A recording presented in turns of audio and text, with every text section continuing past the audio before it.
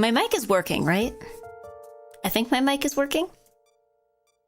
Is this a properly working microphone, I think? Now it is? Okay. Don't worry. I know I'm not muted. I know I'm not muted. Hold on. I feel like I'm probably too loud, though. Hold on. Ba-da-da-da. Okay. I think I'm normal volume now. I'm not sure if it's audible. I'm trying to remove nail polish. Because I didn't get a chance to this weekend. Ah. You're too loud? Okay, hold on. Still? Okay, I just turned myself down just a little more. That should be okay, I think. Yeah, that'll probably be fine. Let me make sure that I am facing the camera appropriately. There we go. Okay. Okay. Okay. Okay. Okay, we're normal today. We're normal today. Today, I am normal. Today, I am normal. Sort of. Sort of. Who, you? Me? Yeah. Well, I mean, I feel more normal than yesterday. You know, there was a perfectly reasonable reason I did not stream yesterday, and it's because I was not feeling normal. I was not feeling very normal. Normal people don't have to chant it. Look, again, compared to yesterday, I am the exact average. I am like a perfect average of every person on Earth. But the best streams are when the streamer isn't normal. It was like fun. It wasn't fun abnormal, though. It wasn't fun abnormal. Mean and bad day, no stream. Well, but pretty much, yeah. So, for those who have not been... I don't know, I feel like I've tweeted about it here and there. So, I want to complain about it more here, because I want to do nothing but complain about it, even though I know that that's probably bad for me. So on Friday night, like right before I was going to go to sleep, I saw a bed bug on my bed. Or I saw a... I didn't realize at the time it was a bed bug. I saw a bug on my bed, and I'm like, that seems... I've not seen this kind of bug before. That's kind of odd. So yeah, at first I was actually more worried it was a tick. So yeah, I was like looking it up and like zooming in and trying to take pictures and comparing it, and it was like, okay, good news, it's not a tick. Bad news, it's a bed bug nymph. So, yeah, so that was late night Friday, which the fact that it was late at night also meant that it completely like ruined my sleep schedule for the entire weekend. So, yeah. So the problem is that, yeah, that is bad. So the problem is that because, okay, I spent like the rest of the weekend more or less searching the room to try to find like if there was more bed bugs, because all the advice online I was seeing was like, okay, if it's a nymph, because nymphs are like baby bugs, right? So if it's a nymph, that means that like there must be like eggs hatching somewhere, or like there must be adults breeding somewhere, right? So I spent a lot of time trying to find where the source of this could be. And I've yet to come up with a second bed bug. See, this is the problem, right? You'd think that like the worst thing to discover after discovering one bed bug would be two bed bugs.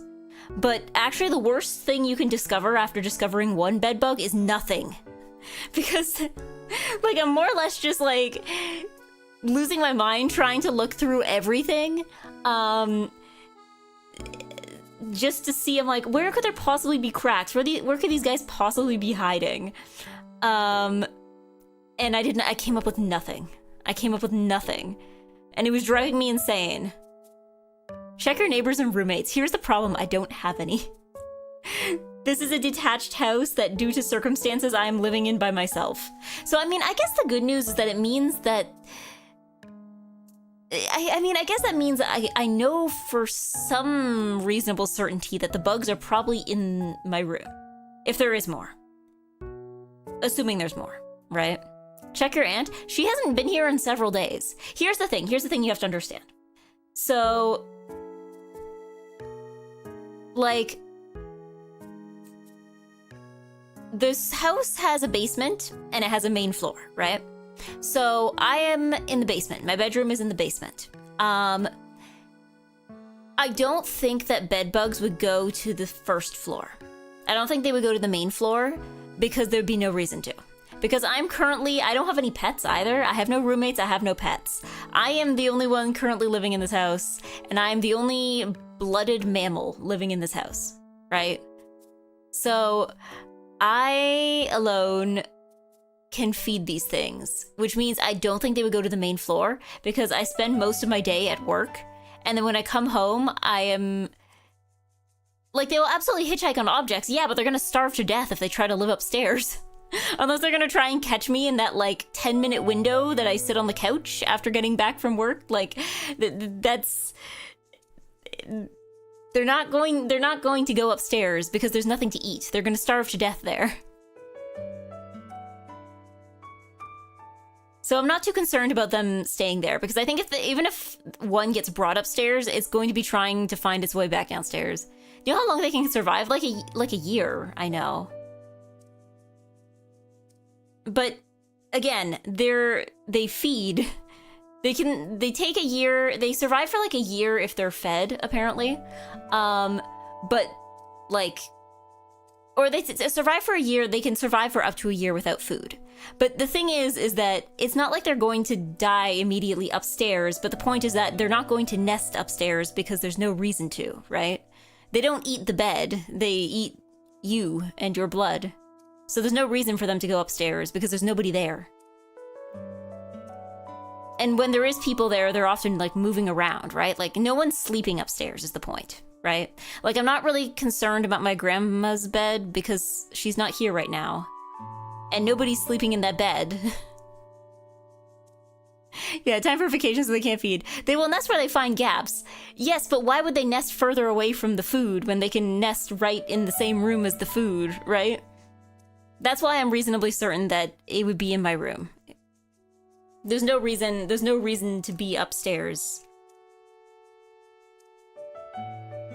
Scorched earth moment. That's the thing though, I don't want to throw anything out. Cause like I know I was like washing my plushies. I've been trying to like put stuff through the laundry and through the dryer. So I already put my plushies through the dryer. And I put like as much of my clothes as possible. I need to steam some stuff because I know there's some stuff like I'm not putting my Lolita dresses in the dryer, you know? I go on here every week on stream and talk about how there are certain clothes that should just never ever go in the dryer. I have a steamer, so I can probably use that. Freezer? Oh yeah, that too. Because yeah, there's things. I already washed my plushies. But yeah, no, because I don't want. I know some people are like throw things out, and it's like I don't know. That seems unnecessary, and also I don't want to. I generally like having stuff, you know. But yeah, that was yesterday. But you can't put the wall in the freezer. The wall? I mean, the bed bugs aren't gonna eat like the frozen pizzas in there. Did you check your luggage too? See, that's the thing, because that was my thought, was like, okay, maybe the suitcases I took to Offkai, nothing in there. I did not see anything. It's possible, because like technically you can pick them up from anywhere that has like padded seating, right? So it could have been the bus, it could have been like a restaurant, it could have been like a waiting room somewhere. So like, it might have not been the suitcases. I can always check them again, but I didn't see anything when I checked. I was fully expecting there to be like a full colony in there by now, but I mean, I guess it takes a little longer than that for them to develop. But I did not see anything. You get the room heated up to kill them too. I don't know. I was reading that like, it's like, it is one way to do that, but it's like incredibly inefficient and will cost you a lot of electricity apparently. I don't know. I wanted to call like pest control, but my family was like, no, we're gonna just like, I don't know. My relatives were like, oh yeah, we're not gonna do anything unless it gets worse. And I'm like, okay, well, spoken like people who don't live in the house where the bug was found. Okay.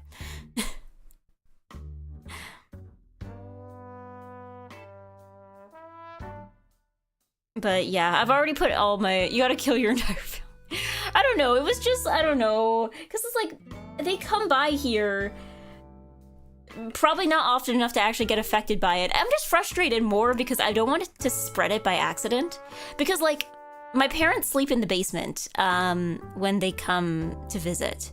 And also, I visit other friends' houses, and I would like to travel.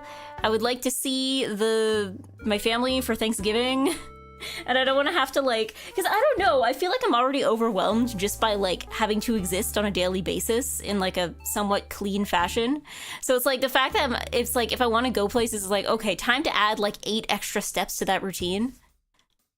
Yeah, call pest control before it's too late. That's what I was trying to do. Unfortunately, it's not my house, so I don't really get a say in this. Also, I don't know, the one place I did look into, it's like $1,800 to get your entire house treated, which granted, like I said, it might only be a basement problem, so like it might not be worth it to get the whole house treated, but as long as your clothes are always in plastic bags and also steam right before wearing them, which is a huge pain. Yeah, that's the thing, it's just like 8 extra steps to do anything. I'm like, I don't...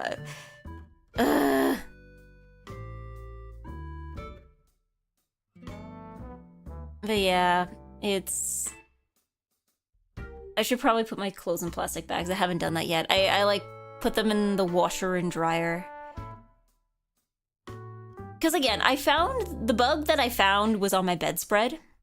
So, I don't know. Like... Most of my clothes, I think, are a little too far away. I don't know. That's the thing, too, is that the house is bigger than where Bubba encountered hers.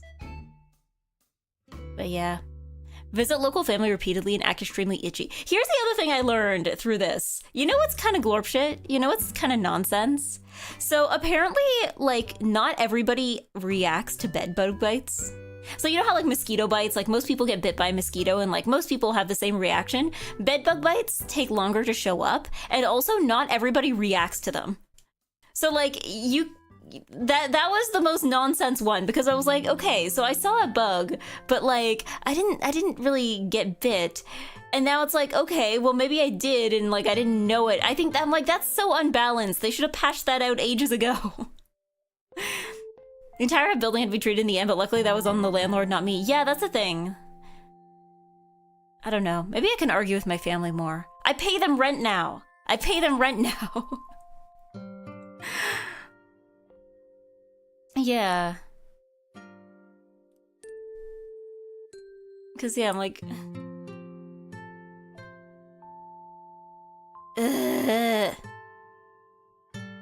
Because, yeah, it's like, I think they opened up the apartment across the hallway and it was a genuine hazard there, but there's all kinds of mold and bugs there. Yeah, I mean, again, my house is full of other kinds of bugs. So, like, I don't know, maybe there have been bed bugs here longer, it's just that all the other bugs were eating them. Because, like, when I was trying to find where they were, I found so many varieties of dead bug and spider. Like, there were just, like, uncounted varieties. There's also, like, a centipede that I keep seeing in my bathroom and occasionally in my bedroom, but I don't mind him. He's fine. He's chill. Yeah. Don't kill the spiders and house centipedes. They're the hunters. Yeah, don't worry. I vacuumed up some of the spider webs, but, like, all the bugs I vacuumed up were dead. I don't kill spiders. Once I killed a centipede by accident and was sad about it. Allegedly, diatomaceous earth can be spread to keep them from coming back in once you get rid of them initially. I don't know, I heard it's, like, bad for you, though. Like, it's not good for you.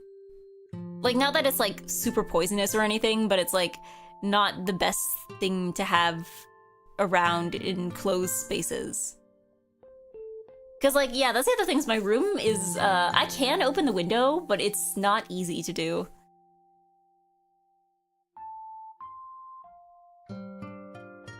Oh yeah. Shouldn't breathe it in, but you can just wear a face mask when laying it down. If it sits on the floor, it's fine. What if I trip and fall and go, wah? And then there's just like a big puff of the diatomaceous earth that just goes poof.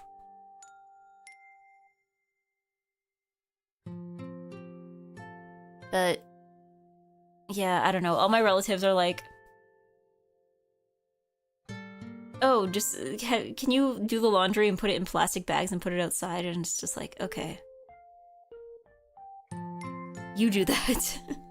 You come to my house and do that then.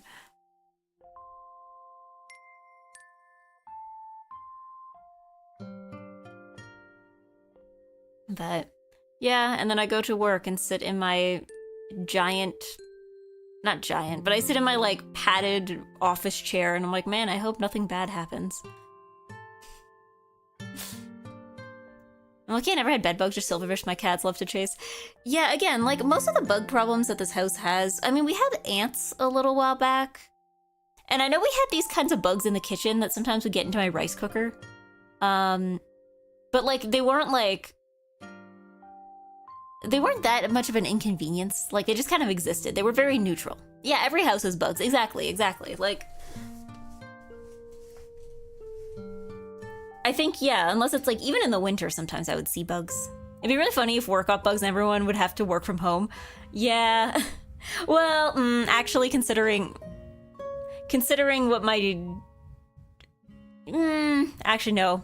I think that would cause problems. Sorry, I was like, yeah, it would be nice to work from home, and then I remembered, I don't know, I can't say it without doxing myself, but I remembered where I work and what they sell, and I'm like, I think that would cause problems if there was bed bugs there. I think that would cause many problems. Yeah, get a CO2 monitoring trap. Are those expensive? Are they expensive? I haven't looked yet. I know that's like one thing I saw listed, but I did not check. I did not check how much it cost. Because, yeah, like, I know there's, like, a bajillion solutions, some of which are not sold in Canada, I have learned. A lot of the information that I keep finding is, like, US specific, because it's like, buy this chemical, and it's like, you can't buy that in Canada. At least not if you're not, like, a pest control professional. Yeah. It heats up and emits CO2 to lure them out. Do they like CO2? I've been told they like warmth, I guess. But yeah, I don't know. I don't know where I'm supposed to look for them now, though, because I'm like, I've checked all the beds. I've checked my whole room. I've checked the baseboards. I've checked some of the furniture that's like adjacent to the bed. I like put all my sheets and bedspread into the washer and then the dryer, so I think if there was anything on them, that's dead. Anywhere there would be a crack in the wall. I'm like observing now and I'm trying to think, I'm like, is there cracks in the wall? The walls are not especially cracked. I'm like looking at the window maybe? But I feel like that'd be too high up. It would just like slide down. I mean, I've heard apparently they can drop down from the ceiling.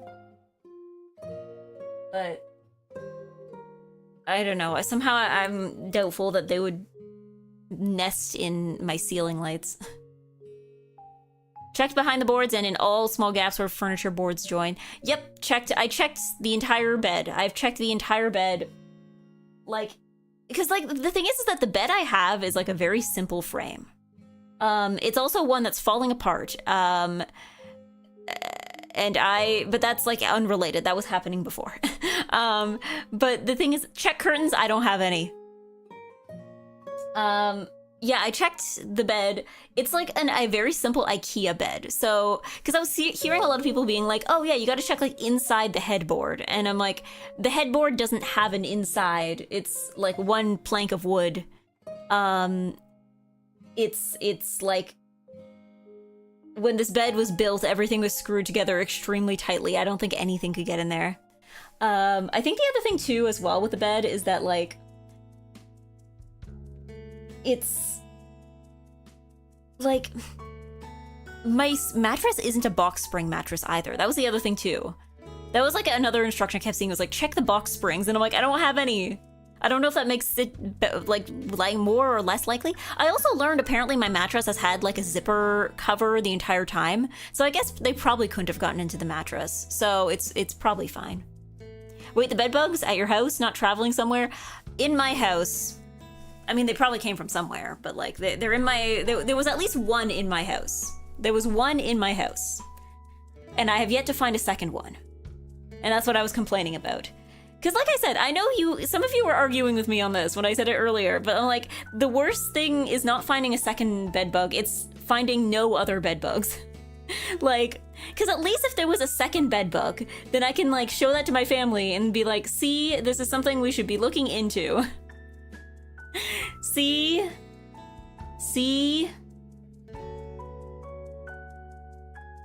Or like, if there's a second bed bug, that means that I'm like closer to figuring out where the actual like nest is. Finding a bed bug is already bad. I'm talking like next steps. I'm talking next steps, right? Like obviously the ideal is finding no bed bugs, but like if you do find a bed bug, like, yeah, it's like finding a single baby roach. There's like 50 adults on the walls. Yeah. Cause like, that's to me honest, it's like, that's what's bugging me more. That's what's bothering me more. Do you have one of those dust covers for your mattress? That would keep them out. It turns out I had one the entire time. So it looks like my mattress is safe at the very least. And it's like one of the ones that covers the whole thing and zips up. So it's not like the ones that are like the bottom is exposed. So yeah. Yeah, it turns out that, yeah, my bed has just had that. I just never really thought very hard about it until now. Bugging you. Yeah, I don't know, because it's like, I don't know, seeing one bug and then not seeing any others is like a good way to drive yourself insane.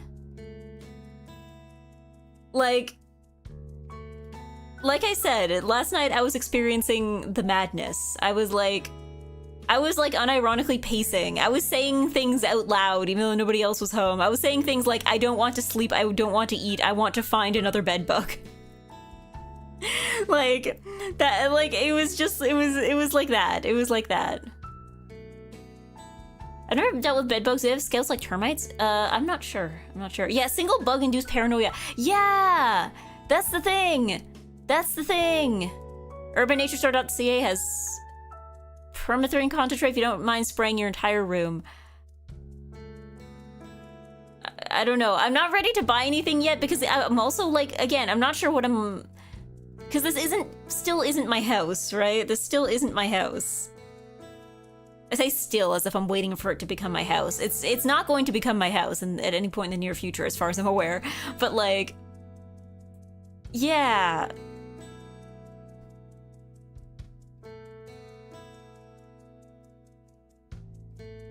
Fun possibility, coworker has them, got on clothes, transferred onto your clothes. As I was saying earlier, I think it's more likely to be probably some kind of public seating related, either like bus or like restaurant seats or like a waiting room or something. Something like that. Yeah. We say our barn, it has a strong smell. See, I wouldn't want to use anything with a strong smell either because it's like my room, it has a window. I don't open it very often. It's a huge pain to open and shut. Yeah. Spray your room before it's too late. It'll give you peace of mind. I don't know. Well, I mean, technically there's probably things that like, if I called pest control, they would spray my room with anyway. But yeah, again, I'm just like, I don't know what I'm allowed to do at this point. Because all everyone is telling me to do is clean more. But I'm also just like, okay, but like, I don't know. I feel like I'm cleaning very aimlessly.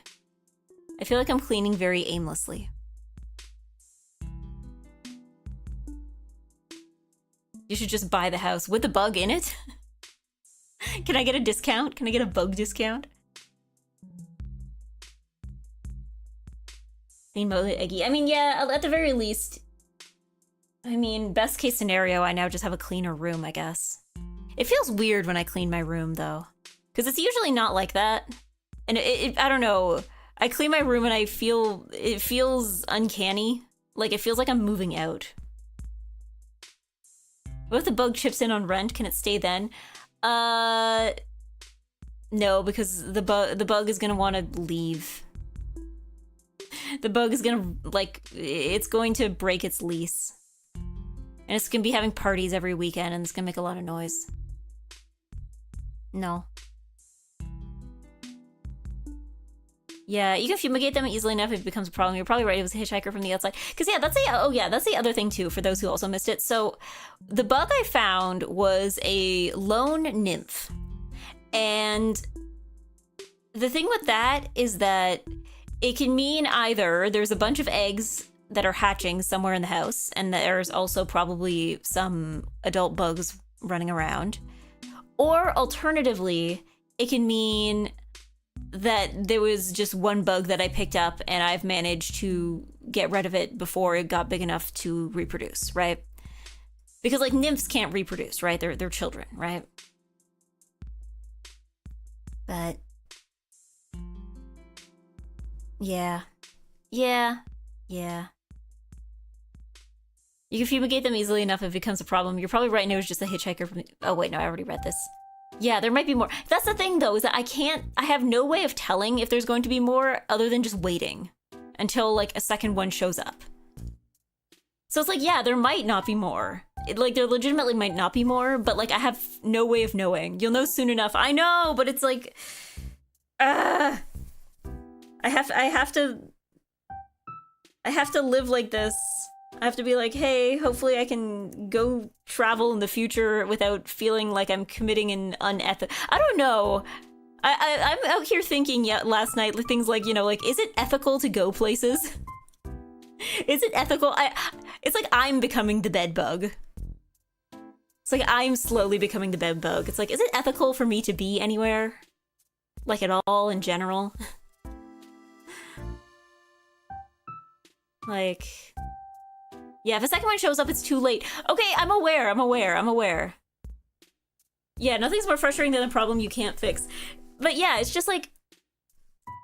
I don't know. So streams are less frequent, it's because I'm trying to put everything in plastic bags.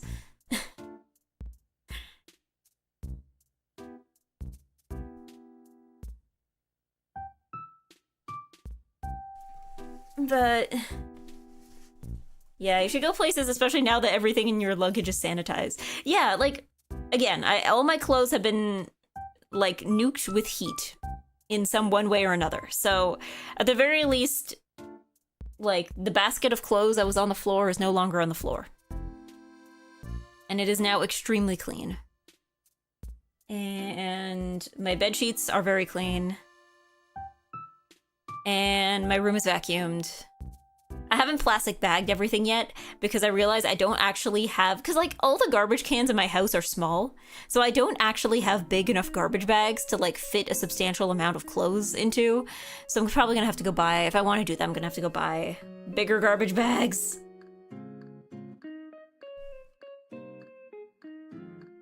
Yeah.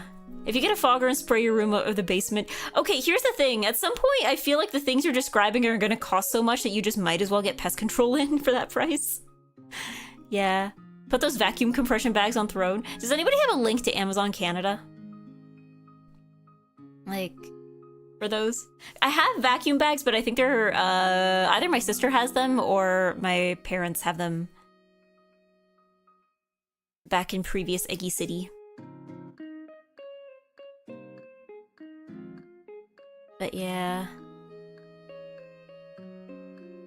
Teach the bed bugs to play Mahjong. Do I need to educate them? Make sure they're able to, I don't know, fit into polite society? I don't know though, it's just like one nymph, no adults, no other eggs. Like, it's like, are you the only one? Is all your family hiding? Am I witnessing, like, one serial killer nymph who just killed its entire family and is the only survivor?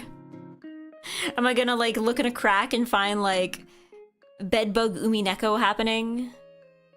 And there's, like, bedbug Battler and bedbug Beatrice arguing about whether magic is real? Like...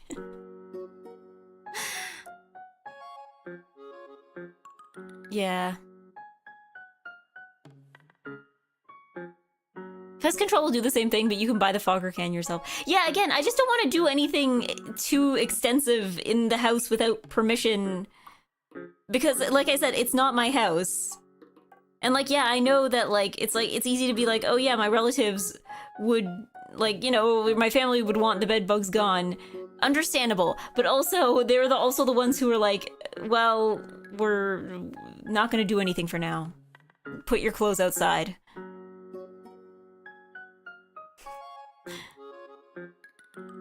I have a burning desire to make another 13 orphans joke, where the bedbugs are new orphans. Yeah, 13 orphans. Like, yeah, maybe I just found one of them. Can't reach them? No, because we're okay. They know. I've told them, like, oh yeah, I found a bedbug in my room. And then the other day I was like, hey, would we be able to get like some kind of pest control on this? But I guess, I don't know, I guess none of them wants to have to be the one to tell my grandma that the house has bed bugs. So they're like, okay, we'll see what we can do. Like, they're like, yeah, we'll wait for it to get worse. So, yeah, spoken like people who are not currently living in the house. And even I was like, hey, I don't know. I'm like, I would prefer to at least, like, at this point, it's like not even invite pest control to take away the bugs, but to at least just tell me where they are. You know? Hope there's no pets. I have 0 pets. Like I said, the reason why I'm so confident, burn the house, the bed bugs are almost certainly in the basement.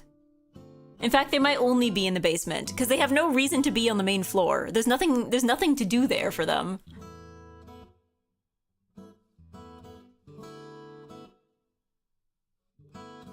Like,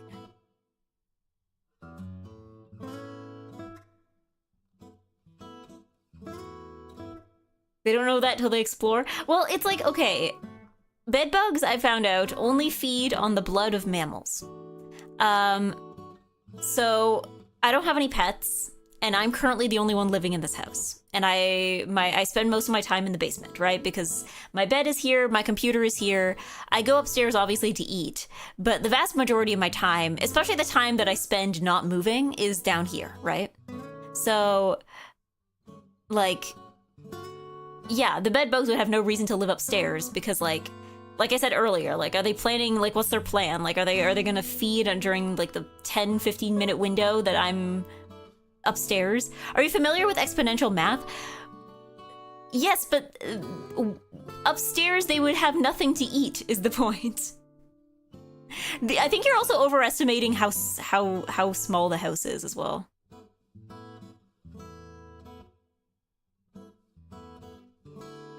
Because, like, the reason bed bugs live in the bed is because they feed on...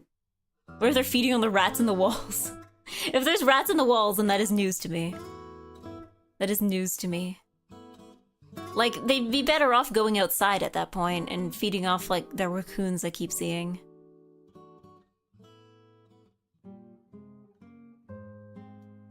The bedbug Beatrice is upstairs and has prepared a series of elaborate feeding mechanisms.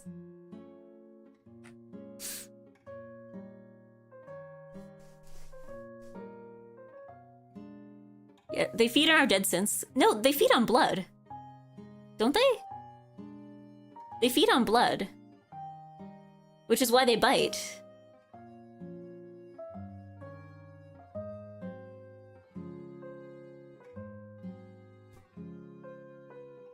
Let's Google. Yeah, because, like, all the information I was seeing was that it's like they're like mosquitoes. Like, they feed on blood, which is why they would live in your bed, because it's much easier to get blood from a being that is large and full of blood and also not moving due to the fact that they're sleeping, right? Compared to, you know, living beings that would be walking around. That's why they pick a bed. The bed just happens to be dark, you know?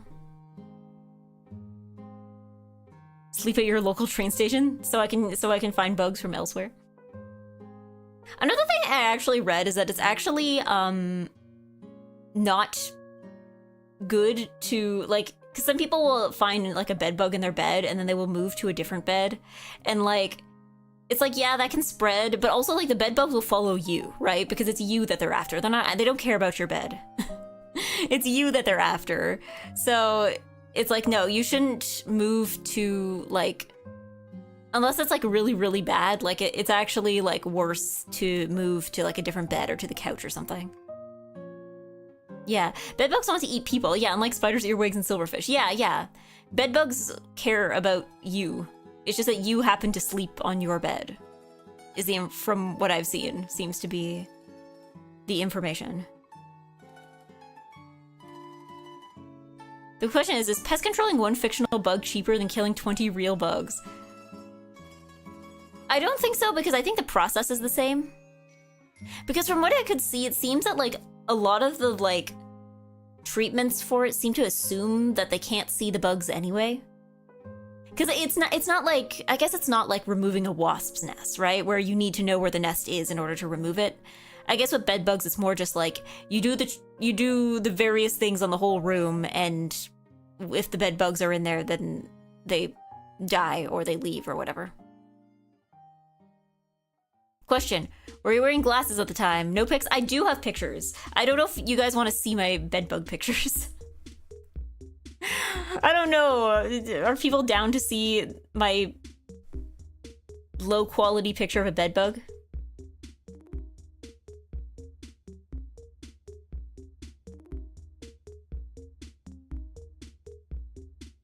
I think bedbugs are more like a kill with fire kind of situation. Yeah, but like I don't know if you can burn down a basement. It was kind of cute. I mean, the thing with the nymphs is that they're mostly clear. They kind of look like they're made of jelly. And then you can kind of see bedbug nymphs kind of look like those, like, you know, those like old electronics, like the controllers and stuff that have like the clear plastic outside so you see all the wires inside. Bedbug nymphs are kind of like that. Let's see, do I have any picture? I do have pictures. I also have the dead specimen in a bottle here.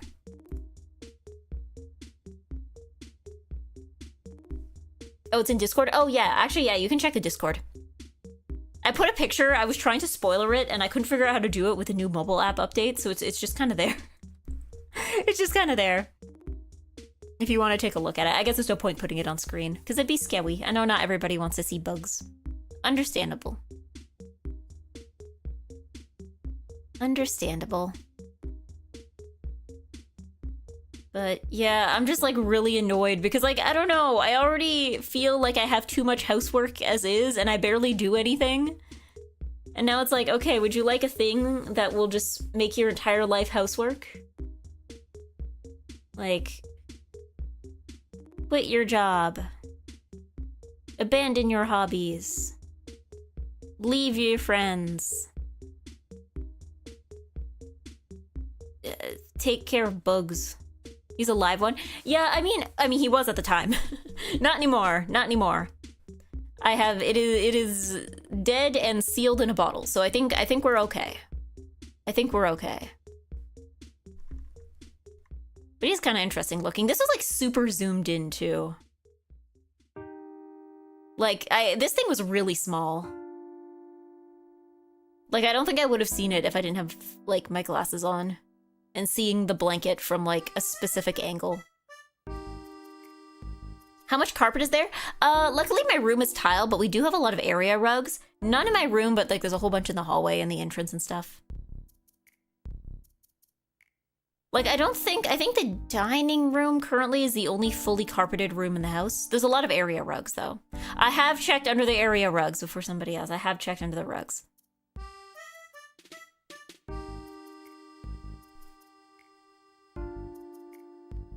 Like, yeah, I'm just trying to think of like where else. Like where else could it be? I checked the laundry area, I checked my suitcases, I checked my sheets, I checked all around my bed, I checked all the different parts of my bed. I checked the second secret bed underneath my bed, which I for sure thought would have been the source, but there's nothing. And it also has a mattress cover. And like, I know it would have to be my bed because I don't sleep on other beds, so why would they be there?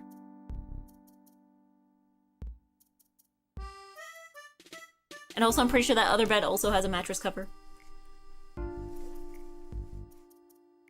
But yeah, sorry, I don't want to be like complaining about this, but it's been like the only thing I've been thinking about for like the past day.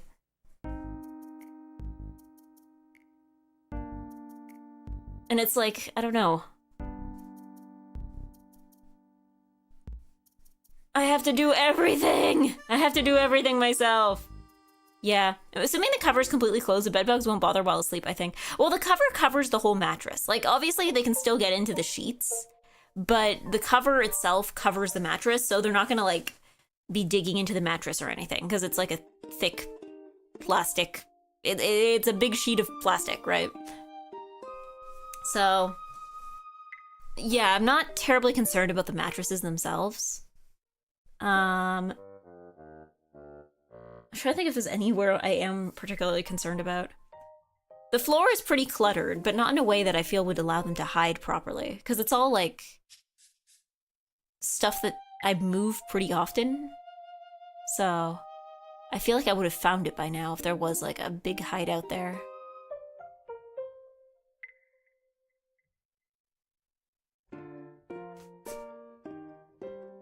But, yeah, you will be hearing about this complaint again. You will be hearing about it again. I don't know, part of me is like, I hope they're in my desk chair. Because then I can, like, officially, like, get rid of this desk chair. My desk chair here is, like, the one piece of furniture I'd actually be sort of okay with setting on fire, except that it's mostly made of plastic, so I think that would probably just release toxic fumes, so maybe that's a bad idea. You can, like, try Google Lens or something to narrow down species, colony patterns, etc. That's what I've been doing. That's what I've been doing. Eggy, hello. Boniface, hello. But this is also really annoying. You know what's also annoying is I wanted to buy that new desk and chair soon, but now I don't want to, like, bring new furniture into the house if it's like this. So now that's on hold forever. Yep, or pest control subreddits for ranked identification. That's also, I did do that initially, yes. I did do that initially. But yeah, so again, if I disappear from the internet, please assume that it's because I'm putting things in plastic bags. I don't know. I wish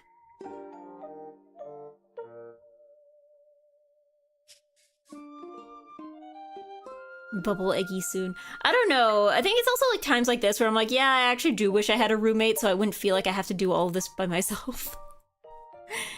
Call pest control, send invoice to grandma, let it fall through the cracks. Pest control, I don't know though. Like, pest control is expensive, and I think that's why my family didn't want to do it. It's like $1,800. I at least the one that I looked at. It would have been like $1,800 for the whole house. Did you get bed bugs? Bed bugs, yeah. Well, okay, I got one bed bug, which means that there's probably more, but like I have yet to witness them with my actual eggy eyes. But yeah, because initially I was like, I'd be okay with paying for pest control, and then it's like $1,800, and I'm like, for the whole house. I'm like,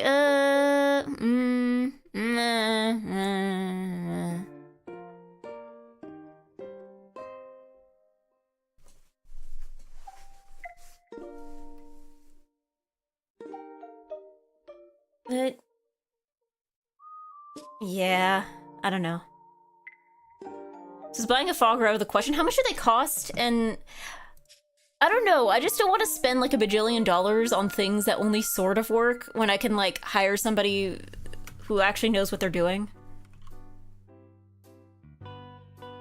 How much do they cost? Fogger for bed bugs.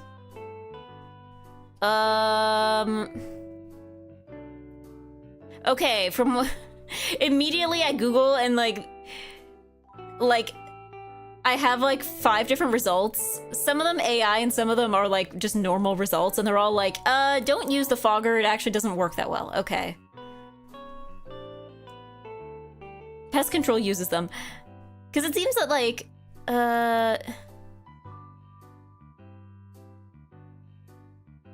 top result from r/bedbugs. Do not use a fogger. There are a variety of reasons not to.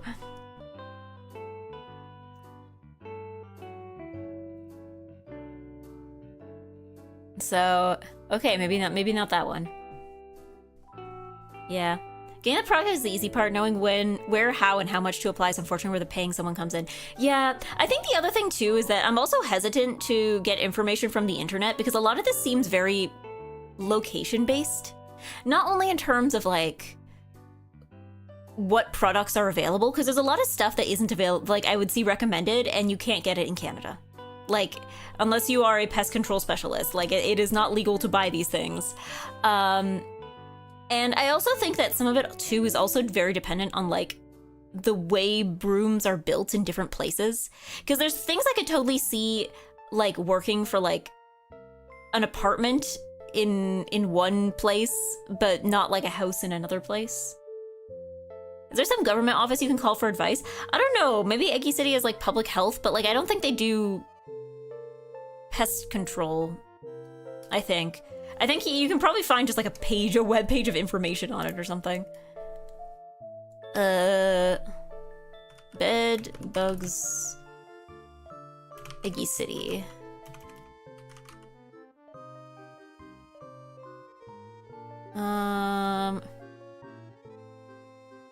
Professional treatment services for detached homes start at around 499 Canadian. That's not what I'm looking for. Bed bugs. Okay, City of Eggy City. Yes, I know what bed bugs are. Yes, treat. How do I get rid of them? I don't think the city itself has like a service for getting rid of them. How to find a professional pest control operator. They will tell you how, but they will not actually do it for you. Yeah. Yeah. Eggy drink water? Hello, Hickory. Yes. But yes, some government office you can call for advice. Unfortunately, I think this may be a European phenomenon. Yeah, sorry for having solid walls. Yeah, because like, I don't know, there's certain things where I'm like, I think there might be some things that, yeah, just due to the way houses are built in different places might work or be more effective in one place versus the other, maybe. And probably also seasonal, too. Like, I imagine there might be things that would work better in the winter versus the summer, too. Although, to be fair, I feel like here probably the winter is so cold, I can't imagine a lot of bugs in general survive. So maybe you're less likely to get them in the winter, because, like, they're not going to be outside. You're not going to catch them outside because they're not going to be there. They're going to, like, freeze to death as soon as they go out into, like, the -20 weather. Yeah.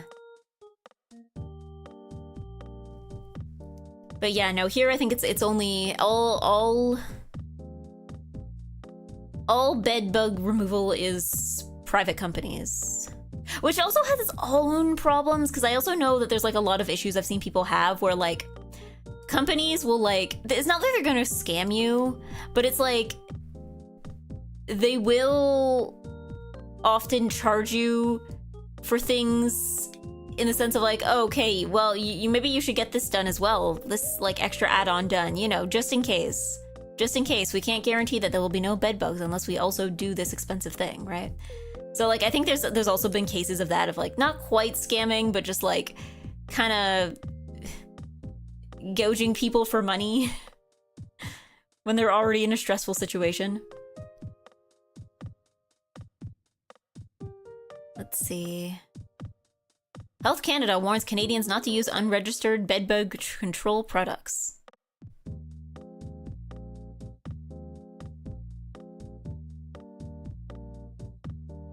Yeah.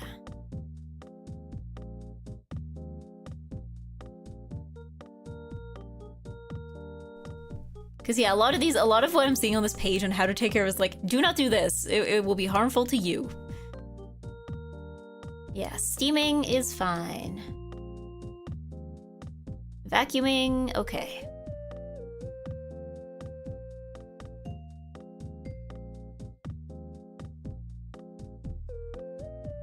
Yeah, they're like, do not use ozone generators. Do not use pesticides. Yeah, French phrase.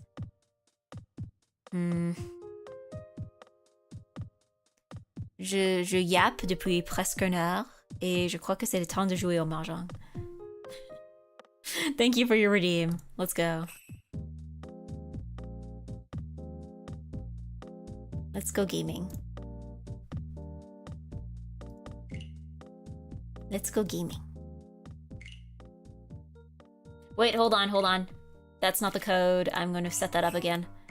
I accidentally made it 2-win. We're doing East only. Okay, here we go. Real code 98187. 98187. Thank you to Harusagi. Thank you for sprouting. Hello. Okay, 98187. Okay, that's pinned. That's pinned. Well, it's not pinned yet. It is now. Hi, Eggy. Hello. Hold on. I'm gonna pin that on YouTube as well. I am live on YouTube, right? Yes, I am. Okay.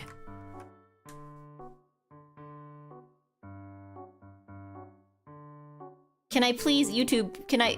Thank you. Okay. I was like, can I please pin my own message in my own chat? Please? 981. Yeah, you're right. We can just invent our own funny numbers. We can just invent our own funny numbers. Yeah. My apartment had a scare. We use diatomaceous earth. Food grade, do not breathe it in or let pets breathe it in. Well, yeah, that's why I think we were talking about it earlier. I was like, everything I hear is like, be careful with this. Do not breathe it in. It is bad for you. Which is why I'm hesitant. Are you gonna pull for Haunts Girl? Oh, yeah, that's... Is that next week? Has the event started yet? Haunts Girl. Wasn't there also... There's like another summer one coming. Or a summer outfit for an existing character. What was it? It was like the summer version of, Do I have him? I might not have him. What's his name? Ryan. Yeah, it was Ryan. It was like a really normal name. Like the version where he's getting attacked by seagulls. Yeah. There's a few summer skins coming? Yeah. Because I remember I saw the initial one and I was like, eh. But then I kind of like the Ryan attacked by seagulls one. Is it open to join? Yes, it's always open to join. Well, I mean, not anymore now that it's full, but like... Mahjong Monday, anyone can join Mahjong Monday. My only demand is that you're polite enough to let other people have a turn. And that you press ready when you're ready so that we're not sitting here.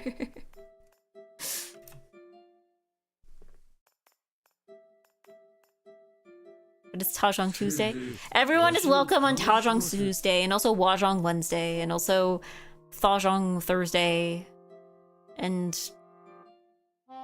Frajong Friday, and Sajong Saturday and Sunday, if they ever happen.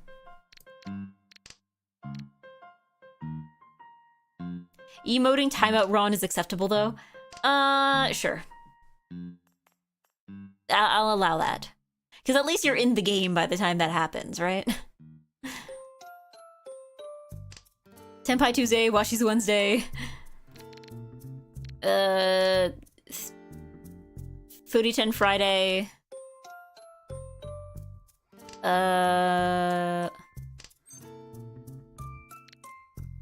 Frajong sounds like an era of art. What, like Baroque? Like the Baroque period? The Frajong period?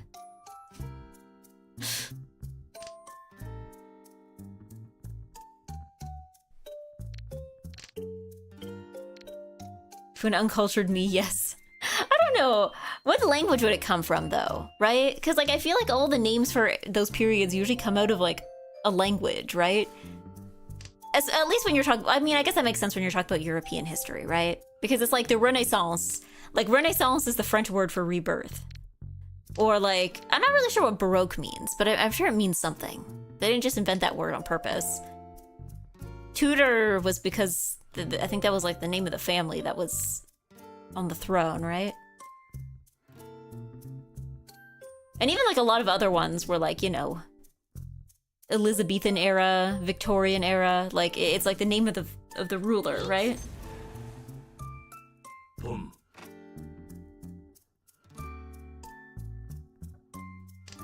I I literally only know Baroque works from one piece. I mean, to be fair, I'm no expert either. If you asked me to like name a piece from the Baroque period, I don't know if I could either.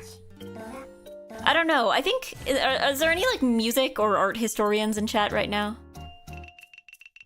Because I'm tempted, because I don't know why. I'm under the impression that Beethoven was from the Baroque period, but maybe that was Bach. Or maybe that was neither of them, and I'm wrong on both of them.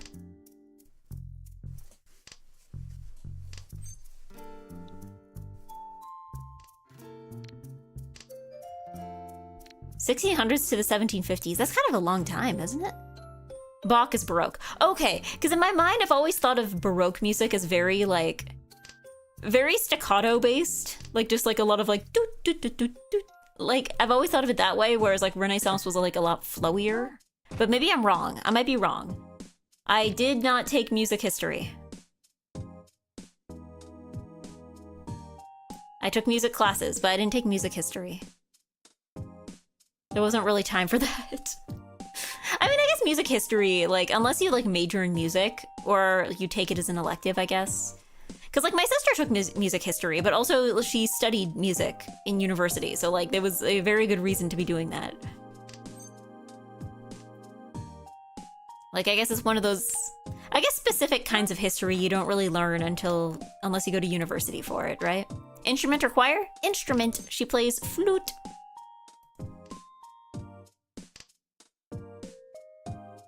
Yeah, actually,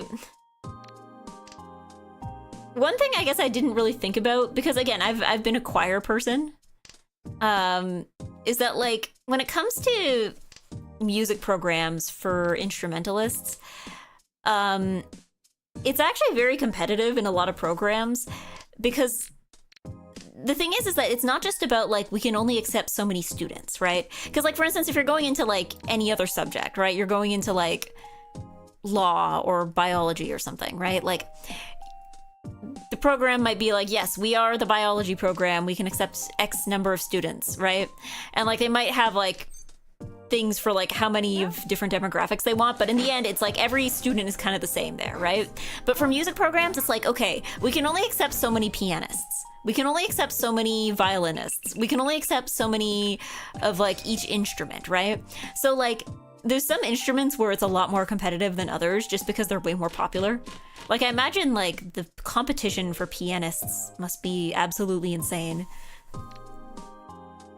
Which flute? Her flute? There is a lot. The normal one. I know she can also play piccolo. It's none of the like I think she's played like alto flutes and stuff before, but it's not her main. It's the normal flute. For mouth stretched out to side, about a meter long. I don't know. It's like the default flute. Like if you Google like picture of like person playing flute, it's the flute from that one, you know? Yeah. Good seeing you, Iggy. Hope you're well. Well, you weren't here for all the complaining earlier. Good evening. Good evening, Prosy. Yeah, that's the one I mean then. Yes, that's the one she plays. Yeah, violin, piano are probably horrendous to get into. Yeah. Well, because I think piano especially because like, I imagine that they probably try to balance these numbers in the same way that like, you know, an orchestra needs X amount of clarinets and X amount of trumpets and X amount of like oboes and like violins, right? So I imagine that pianists, because like the orchestra typically maybe needs one, like maybe two pianists at the most. So like I imagine probably like those are probably even more competitive. Because at least violins, you need like, you know, maybe like 4 or 5 of them at least in your average orchestra. Yeah, pianists do solo stuff. Yeah, but like, and do other accompaniments. I also think it probably also matters that a piano is typically not a thing you carry around with you, right? Because like something like flute, or even, I mean, there's probably a limit to how big you can go. Like maybe no bigger than like a trombone, but like if a student plays the flute, typically they're bringing their own flute around with them, right? And they can keep that in their room, and they can keep that in their locker, and they can keep that wherever they need to keep it, right? But like, they're probably bringing their own flute as well. Like, the school's not supplying it for them. Whereas like with a piano, it's like, there's a hard limit on how many pianists you can have at any given time, because there's a hard limit on how many pianos your school can afford, or at least have room for in the building, right? Like, you're gonna be limited by that. And also the fact that, like, I imagine, like, a lot of other instruments use pianos for, like, tuning and finding notes and stuff, right? So, yeah. If you've never seen a 10-year-old try to play tuba, it's hilarious how mismatched the size is for a tiny body. I think a lot of people, kind of, underestimate how big a tuba is. Because I think a lot of people, they think about a tuba and what they're actually thinking of is like a euphonium, which is like a tuba but like smaller. And people don't realize like how big an actual tuba is. Same thing with like a cello. I feel like I was always like underestimating how big a cello is. Nah!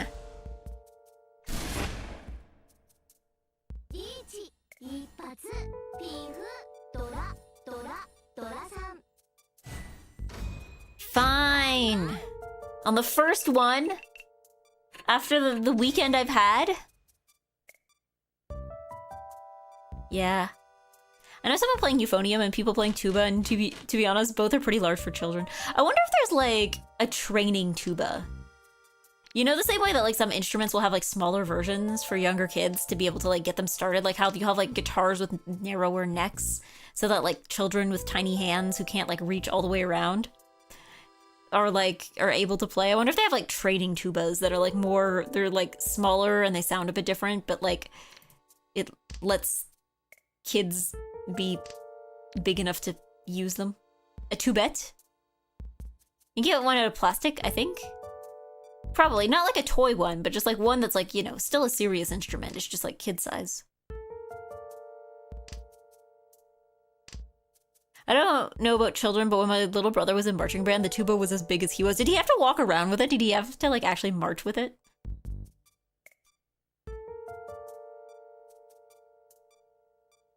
Yeah, kind of like how there's short arm trombones for children. I did not know that, but yeah, that makes sense now that I think of it. Because like, yeah, I feel like there's some instruments where you don't really need like, you know, people of all sizes can play them. Like, I think you don't really need to adjust a piano. You don't really need to adjust like, I don't know, like I feel like violins have very thin necks, so you probably don't really need to do much for those either. Flutes. Yeah. If you don't have near the arm reach for a full-size one, it makes no sense to use one. Yeah, because I guess there's just some notes you can't hit if your arm can't slide out that far, right? And there's not really, like, an extender for your arm that you can use to, like, extend it out, right? Wouldn't width be an issue with piano? I mean, yeah, but the thing is I feel like most children are not playing, like, pieces that take up the entire keyboard. As somebody who took piano lessons as a kid, I can say that, like, you are definitely staying in and around middle C. Like, there's not really any reason, you're not really going to be, like, doing the kind of thing where you're stretched all across the keyboard, right?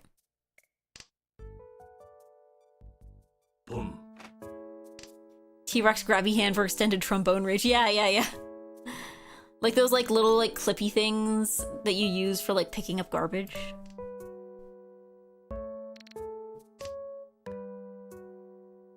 Yeah, and their tiny legs can't hit the piano pedals. Yeah, that's true. But I feel like that usually tends to be more of like a bench issue.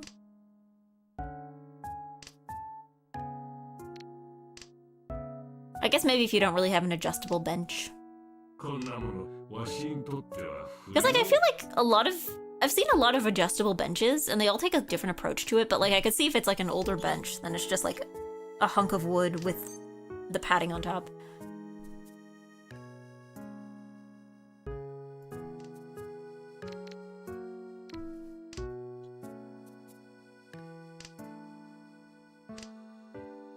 Yeah, when I was learning piano, I hated that we had to sit at the very edge of the bench because I felt like I was like half standing. Yeah, I think my family, the bench we had was like an adjustable one. So like, I think my parents just had it set down lower for me. Yeah. I think for me, I'm trying to think of like what, for piano for me, like what was frustrating, because I didn't get very far with it. Like I got far enough to be able to like know how to like read music, and like I still use it to like find notes and stuff, but like I was never a great pianist. I think it was the concept of a waltz took me a while to get used to, because I think the thing is that my piano teacher was trying to see if she could get it to, are you kidding me? 2 rounds! I'm so sorry, everybody. I am so sorry. I'm sorry for letting you into the short game. No thank you, Lavi. No thank you, Lavi. You've stolen everything from me. And Zully, too. You're complicit. I don't know how to pronounce your name here with the Washizu. But thank you for playing.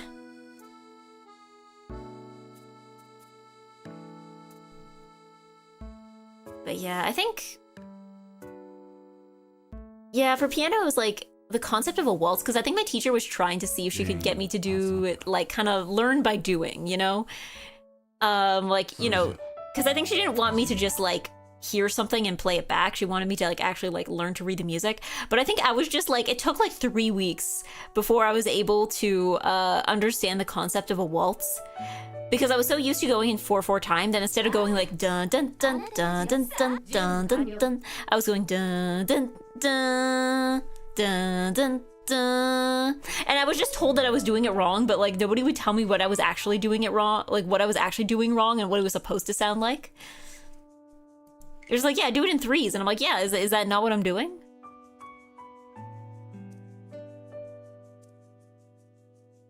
Like, bold of you to assume I've heard a waltz before and knew what it was.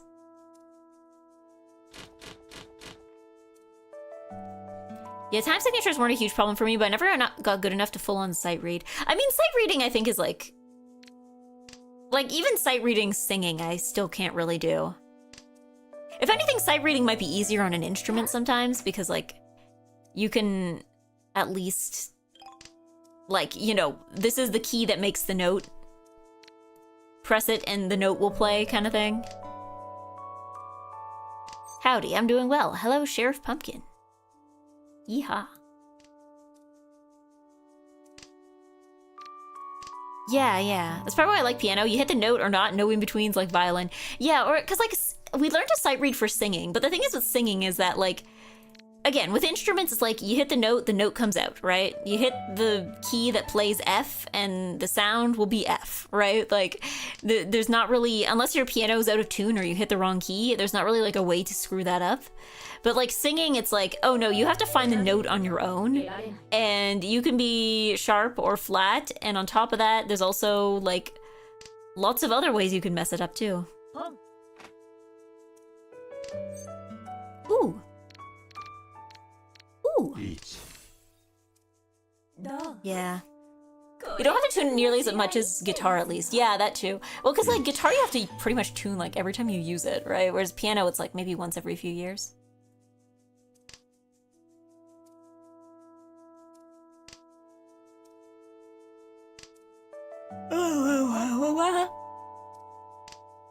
Yeah. But on the other hand, though, I guess an instruments don't have chest versus head voice at all. Oh, thank God that wasn't me.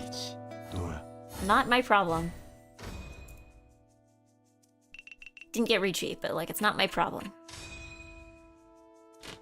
Well, I got Ricci. I didn't win. I didn't win with my Ricci. Ched voice. Yeah. But I don't think with sight singing, like with sight reading for singing, I don't think that's much of a concern. I mean, though, I have to say though, there is one thing that singing has over instruments when it comes to like this kind of like music theory stuff, is that it's so much easier to transpose a song for singing. Like if you're singing and someone is like, hey, can you sing it just like up a key? All you have to do is, instead of going you start on like, Or no, that would be up to. It'd be like, instead of just being like, you would go, like you would just start slightly higher, right? It's so easy to transpose for singing because it literally is just start on a different note, right? Whereas like if you're trying to transpose a piece for literally any instrument, it's now just like, okay, I guess maybe for a guitar you can like put a capo on it, but like for anything else, it's like, oh no, that's a fully different set of notes.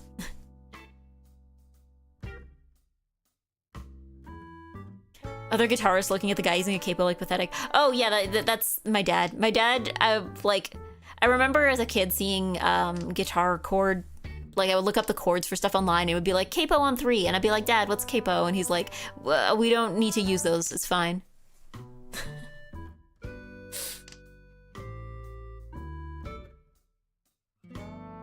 You will learn to do bar chords.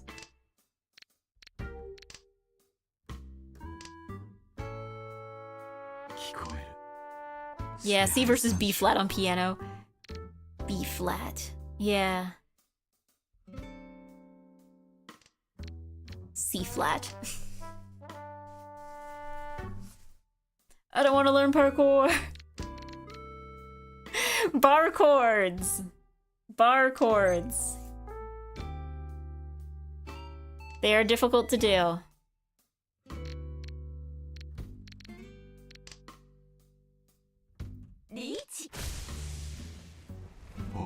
I learned recently that there are sliding capos that let you move it while notes are still sounding. Wow. What are they used for, though? I guess maybe like some kind of like vibrato, or if you want really slidey notes. Or maybe, oh, actually I could also see maybe if your song has like a key change in the middle of the song. I could see that, maybe. Capo is absolutely necessary sometimes. I think especially, I feel like I'm not as judgmental about capo because it's just like, you don't need to be flexing all the time. Like, I think if you're trying to do like a sick guitar solo to show everybody how good you are at guitar, then like, yeah, don't use a capo for that. But like, if you're just like doing, especially if you're singing while doing it, like if you're multitasking in that regard, then like, it's not a sin. I don't know. I'm not good enough at guitar or ukulele to really be allowed to have opinions on this, I think, though. But in bar chord civilization, noobs have to play 1 chord for raw chicken and 2 for beef. No one plays the 2 chords.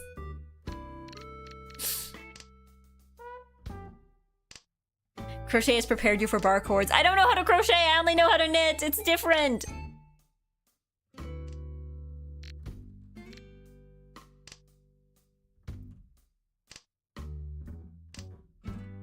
Yeah. They're useful for seamless key changes and fancy slide effects. Yeah, I could see, yeah. Key changes I definitely understand. You know what? Yeah, I can do that. I can do that. That's allowed. Yeah, especially with finger picking where like open chords are important. Yeah. Yeah, that too. You know, I've already dealt in. It's fine.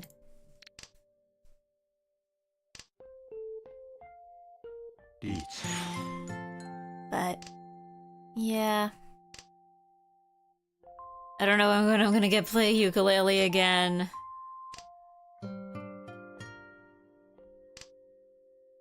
Since apparently now I have to retire from all hobbies.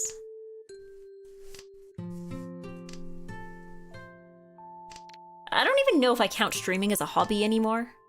And like, I don't say that in the way of like, I don't like streaming.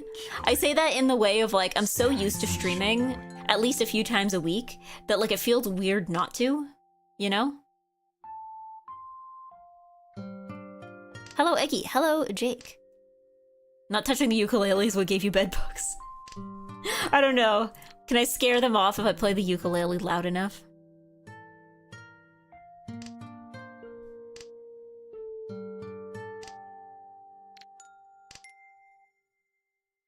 But yeah, I think. Yeah, I don't even think of streaming as a hobby anymore, even though technically this is what I'm doing in my spare time. Sometimes I keep thinking, I'm like, man, I just really have no free time, and I'm like, no, I do have free time. This is what I do with my free time, is I stream. That's part of the free time. But in my mind, it's like, I don't know. I don't think I wouldn't want to stop streaming because it would feel like I'm forgetting something, you know?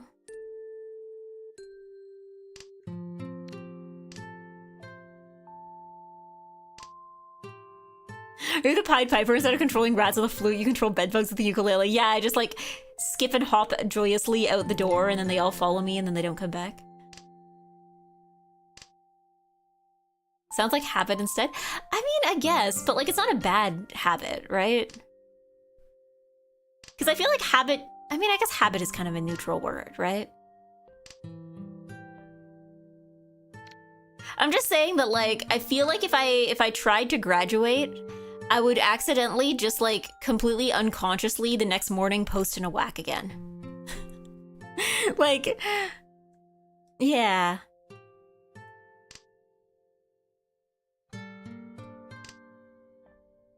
Like streaming is just like a thing I do. This is just a part of my life.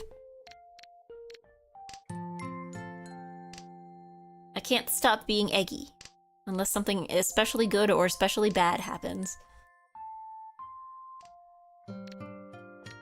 Retired eggy a whack. Well, this is what I've always been saying. I'm like, if I ever graduate, it's either because something terrible happened or something really, really good happened, you know? She whack, she work, she stream. I a whack. I eggy work. Oh wait, that was the wrong tile. Whoops. I eggy work. I eggy stream. I slep. Permanent audience to talk to too. Yeah, well, it's like, I mean, I guess there is a limit for me. Like, eventually I will run out of things to say. And there have been occasions, I think, in the past, like, few months where I'm like, I feel like I just ran out of things to say. But, like, it's...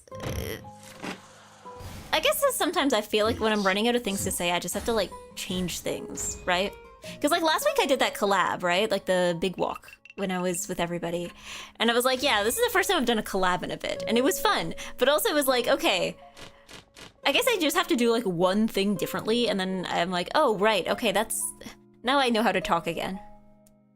Your Eggy has evolved from hobbyist streamer to routine streamer.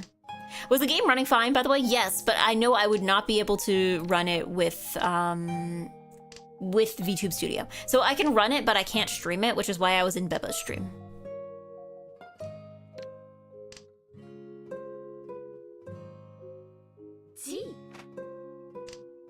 Yeah, I've heard other streamers say that the game hates OBS. Yeah, I mean, I could maybe see that. Again, I didn't really test it because I just, again, I think at one point I opened the game and I opened OBS at the same time and I was like, yeah, that's not gonna work.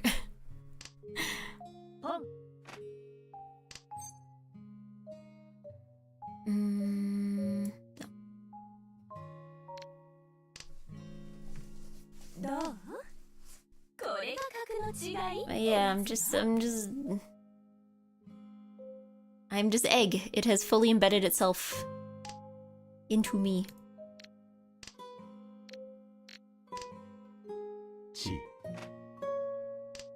I guess I do need... I wonder how much I've changed, though, within, like, the time I've been streaming. Because I feel like I look at some of my friends and, like, their streams at the beginning, like, I'm not just talking in terms of, like, technical competence, because, yeah, like, there are some people where it's like, okay, they had a worse mic and then they got a better mic. But, like, sometimes I'm just, like, I look at people's early streams and then their more recent streams and it's, like, night and day. And then I'm like, I don't know. I wonder if that, there's, like, if I have that, like, noticeable difference. Did you have a higher pitched voice 5 years ago? In my debut, yes.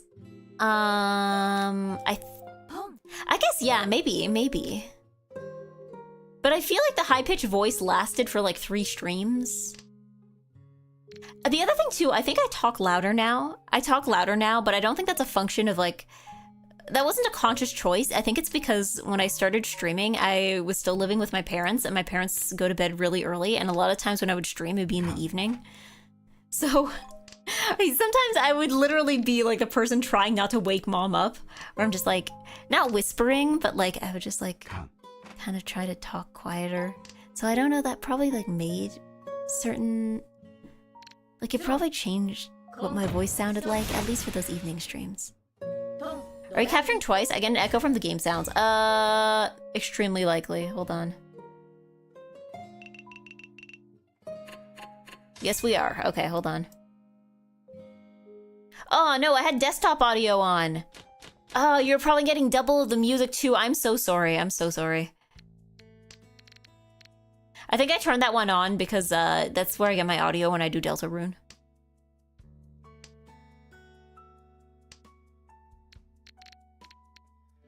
Yeah. I didn't notice. Okay, I guess if it's not that bad, it's probably fine. Honestly, I think women when meeting new people tend to have higher pitched voices unconsciously as time goes. It goes deeper. I mean, I guess maybe like altering your voice kind of gives like a sense of distance, right? Because I feel like even guys kind of do that when you're in like a customer service setting, right? Because like, do right now, if you've ever worked retail or food service, like do like your customer service voice, and it's almost certainly a higher pitch. Not like a character voice, but like it's definitely going to be higher pitched than how you usually talk, right?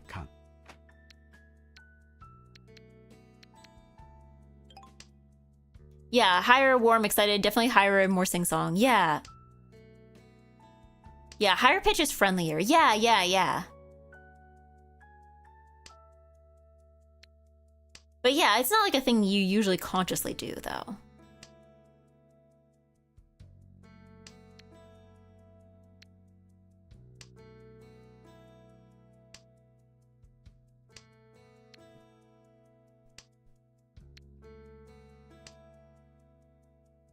Yeah, I think it's like when you're trying to sound less miserable when meeting new people, you don't want to be like, hello, nice to meet you, a cry because I'm... Yeah. I mean, I don't know if higher pitched, because I think you can still be higher pitched and sad, I think. I guess, yeah, I guess though, maybe you're right about like the friendliness though, because it's like, yeah, I feel like a lot of the time it's like higher pitched is friendlier and lower pitched is like angrier, right?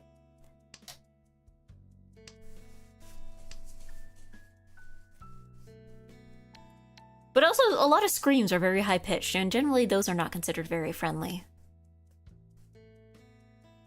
Yeah.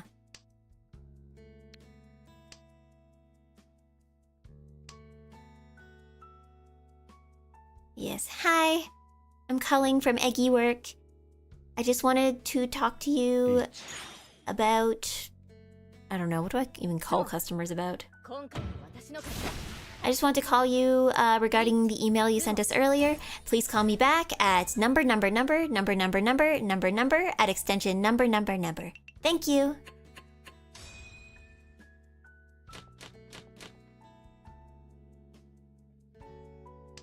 To make up for like the very short first one, we're now stuck in South 1.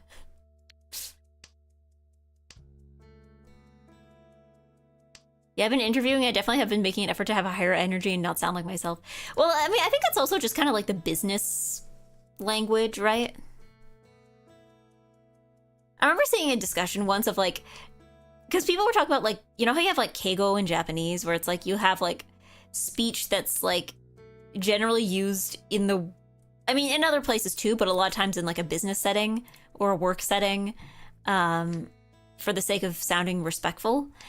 And it's like, do we have an equivalent? And people are like, not quite, but we definitely have a lot of words that are like, definitely like business speak, right? Like they're supposed to sound kind of like weird and detached and, you know, very kind of emotionally flat, like neutral. Yeah.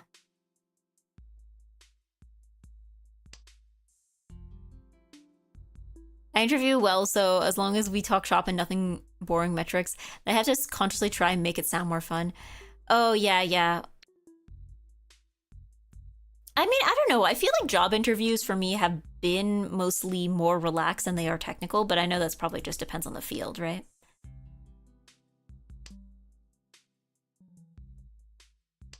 Because I feel like usually for job interviews, they're asking about like my work history and stuff, which I guess you don't really need any magic, big, fancy words in there.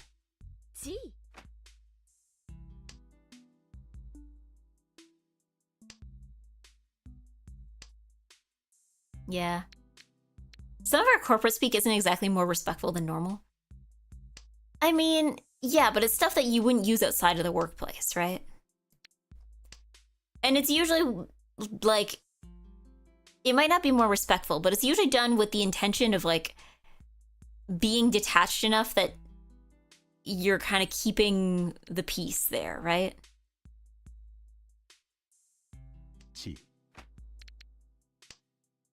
Like, you know, like the kind of like, as per my last email kind of thing, as like a way of kind of like smoothing out, like, you know, why didn't you read my last email? The information was in there.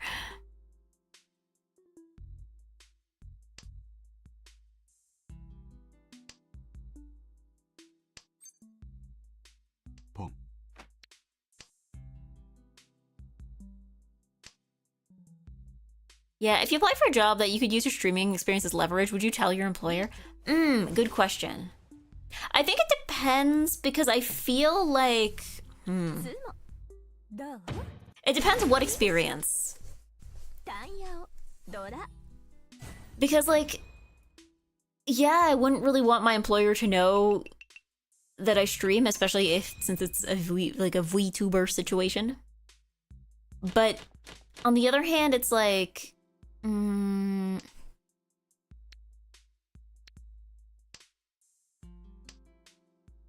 I think it's also, on the other hand, it's like, if it was a job where the manager would care that I streamed, I feel like they would have already asked me about this, like, on the application, right? Yeah, if it was like marketing or something. Yeah, like social media marketing or something. They'd probably want to know. But, like, I don't know. I feel like most jobs don't actually care, especially, like, if you aren't, like, openly affiliated with the company, right?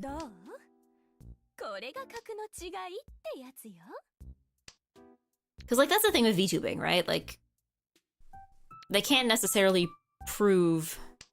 Well, A, I don't say where I work. And even if I did, they can't prove that it's me. Like, it can be like, wow, you sound the same. But, like, they can't prove it necessarily.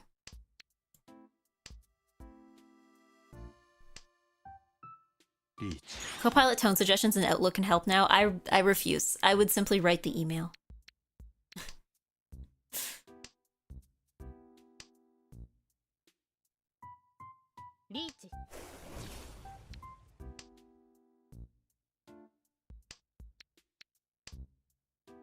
An application asks, quote, have you had a divorce? Will ask to elaborate in the interview. Will ask to elaborate in the interview? Didn't know that was legal. I was under the impression that was, I was also under the impression that was not legal. What? They will ask you to elaborate? Was it anything like law or like, was it like, I'm trying to think of like a situation where this would be relevant. Like, I don't know, maybe like if you were working in like a law office that specializes in like divorce law. Divorce lawyer check. Yeah, I was like, did they have some like traumatic experience with like a divorced employee? Like, what are they trying? No. What are they trying to? I don't even know if that counts as demographic question, because I don't think they're allowed to ask, because even for demographic questions, like, I don't know if it's different in the States or in like different places, but I think here, like, there's certain things they're just straight up not allowed to ask you about. Like, all right. Congratulations, Alto. Thank you, Durers and Shinix, for playing. Didn't get last this time. I think that was just pure luck, though. Didn't get last this time. Didn't get hit with massive hands twice in a row. Thank you for playing.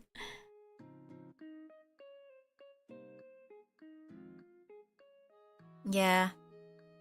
They can't ask about your marriage status, but they are asking about divorce, I think is the workaround. That is strange. But also, like, also doesn't tell you anything, because, like, if you're divorced, that doesn't mean you can't get married again, right? Unless that's what they're going to ask you about in the interview? But no, divorce is still a marriage status, right? Because they're still asking, are you married or are you not married? Yeah. Because, like, if somebody said, if the thing is, like, have you ever been, like, are you divorced? if you say no, that could either mean that you are married still, like you got married and you've remained married, or it can mean that like you just never got married in the first place and therefore are not divorced. Like, what does this tell you about? I've never been married, so I can't be divorced. Yeah.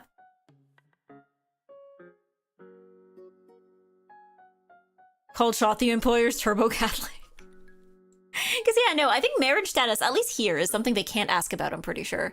Like, I think there are things they can ask about for demographic reasons. Like, I know, but, like, you're allowed to opt out of those questions. Because I know here sometimes you'll get, like, not really surveys, but there'll be a part of the application that's like, hey, for demographic reasons, like, please tell us your, like, race, sexuality, gender, like, if you identify as somebody with a disability. Like, there's a few of those questions like that, but I think you're allowed to opt out of them. Like, you're not obligated to fill them in. And also, they're not actually allowed to use, like, they're very specific about what they're allowed to use that information for. So, this is not an opt-out. Weird! What? Yeah. Because, yeah, no, I don't think they're allowed to ask about, what was it? I remember in high school, I think in like careers class, they had like a whole list of things they're not allowed to ask you about. I think marital status was one of them. I think they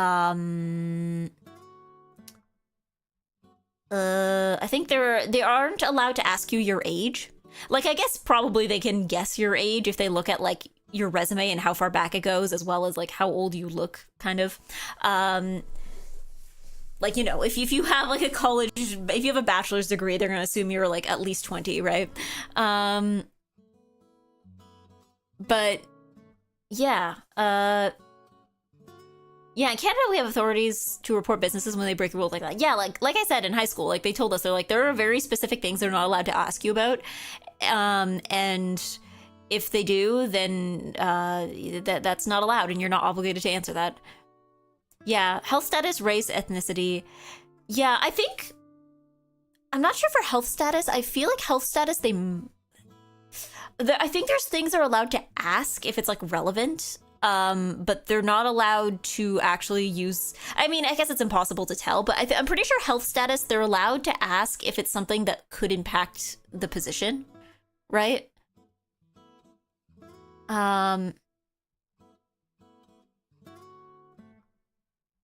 I think there's certain situations where they're allowed to ask. Yeah. They have to demonstrate relevance, like lifting 50 pounds above your head for delivery driver. Yeah, okay, yeah, that makes sense.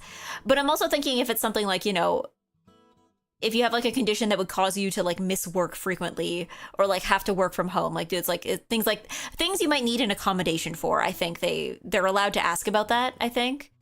I don't think it's allowed, like they can't use that for discriminatory purposes, which I guess is hard to actually like regulate, I guess, but I'm pretty sure they're allowed to ask about certain things. Yeah, can't ask about religion. Yeah, that too, yeah. Yeah.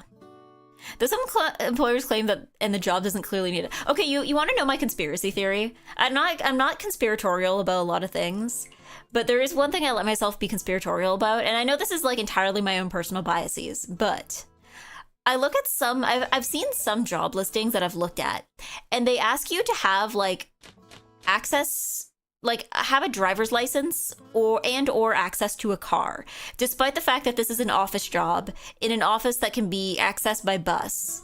And I see no reason why they would expect somebody to have a driver's license for this when there is no driving involved, right? And again, my conspiracy theory is that they're trying to weed out people who would have like disabilities that would stop them from being able to drive. That's my conspiracy theory. Like, I can't prove it, and it probably varies by listing that does this, but like, that's not a conspiracy, that's just true. Okay, I'm glad I'm not being overly conspiratorial on this. Like, because I've definitely seen listings where it's like, there is no driving in this, and also there is no reason to need a license for this. Like, I would even understand maybe how they would want you to have a driver's license if the office is like out in the countryside or like somewhere that you can't really access by public transit, I could totally understand, because I guess they would want somebody who can reliably get there and not like have to, like, it's not like, oh yeah, the person I was carpooling with was sick today or something, right? Yeah. Buses can be unreliable, so someone who can drive will show up to work during bus strikes. I mean, yeah, but like, I don't think that's like grounds for not, because we don't have bus strikes often enough, I think, for that to actually be an issue. Like, we have them occasionally, but I feel like usually most employers are aware. Yeah. Can't disabled people usually drive? Depends on the disability. But also, like, I don't know, maybe it's also just like a personal judgment, because like, there's a lot of people, like, I wouldn't say I have any like disability that stops me from being able to drive. I also don't have a driver's license. Like, maybe it's just like outdated conceptions, because like, I feel like there's like, I feel like a lot of people for a while had this idea that like, a driver's license is like a thing you have to have if you are a functioning adult. But I feel like that's becoming less and less true, right? Like, I know many people who are like very functional and also don't drive. And I feel like I feel like maybe that's just like an outdated idea of like the idea of like, oh yeah, anybody who could work this job would definitely have a driver's license. We don't even have to think about that.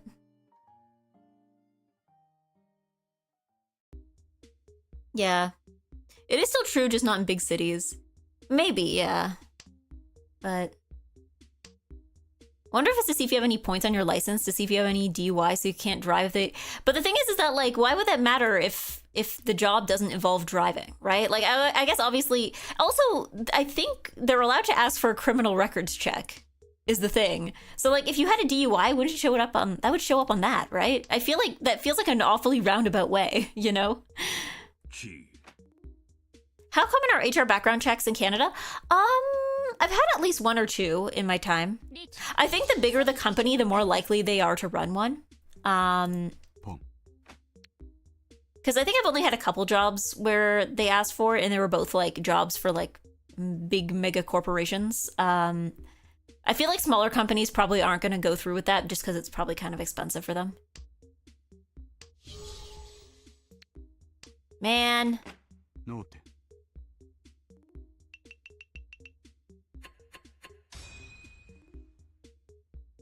Yeah, if I remember correctly, it's like $40 a pop. I mean, yeah, but like, I guess if you're hiring people often enough, or if you have like a high turnover rate or something.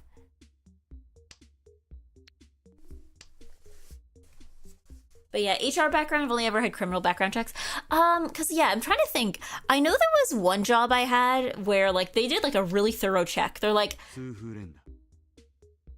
really? I had good tiles though.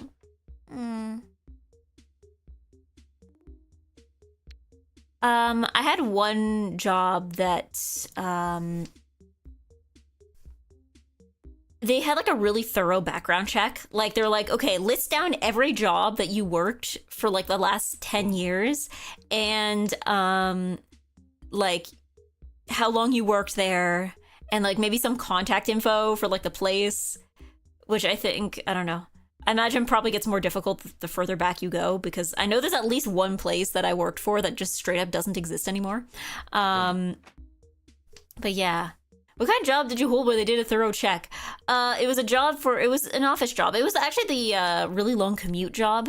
But it was for like, I guess that was like a big, ginormous corporation. I don't know why though, specifically. Like, did they not believe me? Like, did they not believe me when I put stuff on my resume? Like, I don't know. I don't know how often people are like flagrantly lying on their resumes. But yeah. My background for a firefighter EMT license was intensive, and I had to go get a judge to sign. I have no outstanding child support payments, and I get my fingerprints taken at the police station to check the national database. Yeah, I think for some jobs you definitely have to, there are more background checks that you have to do. Like anything, I think, where you're working with children, there's like way more background checks. But usually those aren't ones that you have to fill out. Usually you just like go to the police office and you're like, hello, I need background check for work. And they're like, okay, that will be X amount of dollars, please. And then you get a paper that's like, yeah, we couldn't find anything. They're good. Yeah. That was like Secret Service to your background check. No, some of it is, oh, hello, good evening, Sarek. I love tricking people for pay. Because yeah, I'm like, there are some background checks I think, yeah, that are just like you go to the police and they check their records and they're like, yeah, we haven't found any crimes they've committed. They're good. And then there's other ones that are like yeah, like the ones where I had to fill in to make sure I worked all the jobs I said I worked. But they're yeah. Yeah, oh, and ID verification. I guess maybe that's more common now. I don't think I don't think for this job, at least, I didn't have to show my ID. But yeah, there have been some interviews that ask for ID. A lot of places ask you to bring ID on your first day, though, not necessarily to the interview. Actually, no, now that I think of it, I think for in-person interviews, I haven't really had to bring ID. But I think for online interviews, there's some times where they would ask me to, like, show my ID to the camera. I guess just to prove that I am who I say I am. Which, I mean, again, I don't see why that wouldn't be a problem in person, too. You can lie about who you are in person as well, but I guess maybe it's harder to get away with it. Yeah. Some jobs require a credit check. Do they? I thought if a job asked you for a credit check, I thought that was like a scam. Why would they need a credit check if because like it's stealing from, like, I was like, maybe if your job uses credit cards, it's common in the financial sector, but for why? Like, why would your personal finances matter? I guess maybe if your personal finances are doing bad, then like maybe you're more likely to like commit white collar crime, but like white collar crime is still a crime. That's still a crime. They can just prosecute you for that because it's crime.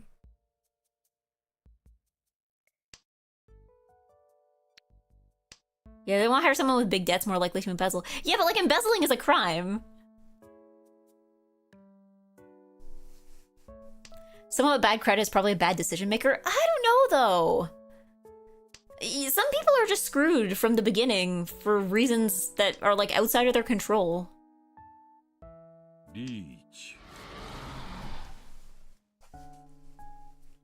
Like,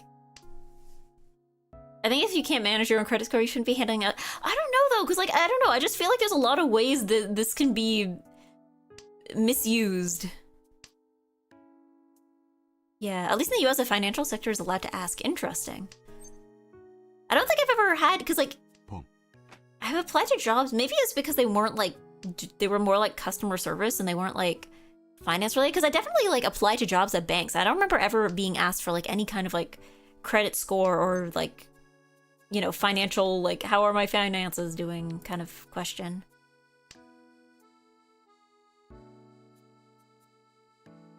Yeah.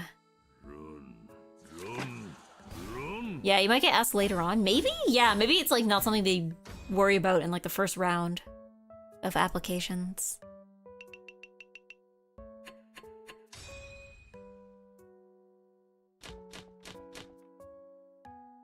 But I don't know, maybe just customer service just is not the right department for embezzlement to happen, so they just don't worry about it. I don't know. Is weed legal in Canada? Do you still gotta get drug tests? Weed is legal, but certain jobs still require drug tests. I think they're mostly ones that involve driving, though. So, like, for, like, an office job or something, like, you're, like... I think the only time they ask for drug tests is if being inebriated would cause you to be, like, a severe danger to other people. So, like, I think, yeah, if you were, like...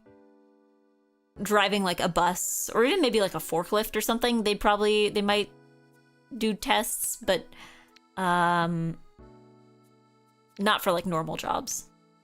Yeah.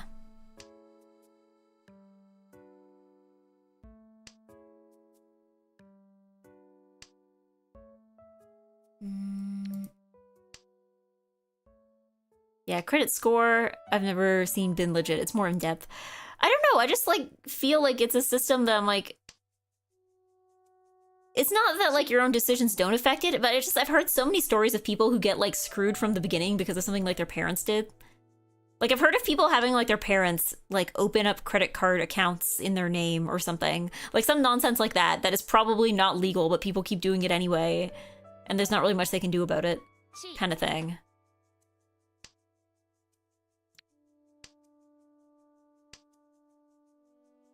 Yeah, identity theft can absolutely wreck your job prospects. Yeah, that too. Like, there's just things that I'm just like, I feel like there are things that are outside of your control that like, just, I'm like I don't think, or like, I don't know, maybe in the event of some financial disaster, like if you had lots of savings and then, I don't know, something happened, like, I don't know. Something happens that requires you to either like spend them to put your life back together or like you lose everything. Like it's like a stock market crash or something. And now you have unpaid debts or something. Like, I don't know. I feel like there's just like a lot of places that this can go wrong for reasons that aren't just like pure bad decision making.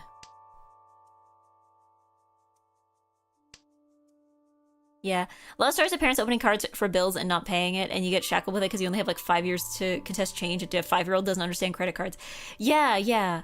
Well, like, I know, like, it's like one of those things where it's like, it's illegal, but I guess it's hard to prove anything, and it's hard to, like, undo anything, so there's not really a lot of, like, ways to...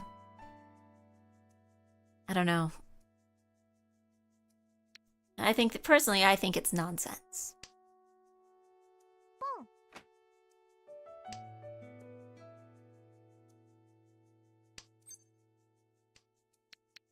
Whoop, okay. Potential for medicinal mushrooms in Canada? I don't know. It's like, I've never looked into it because it's never been of much interest to me. But like, I don't know. I feel like there's... I've definitely seen stores that are claiming to sell certain things that I was under the impression were illegal, but apparently are not. If you label it right, I guess. Ooh! But I don't know, I never gave it much thought other than walking by and being like, are they allowed to do that? And then just like moving on with my day. Boom. There we go, that's to make up for all the rest of it. Well, I'm still in second place. It doesn't make up for everything, but... yeah.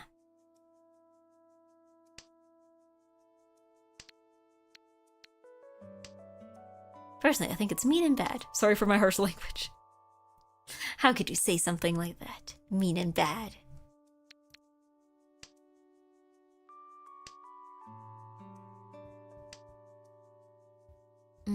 Yeah, I don't know. I guess I just like...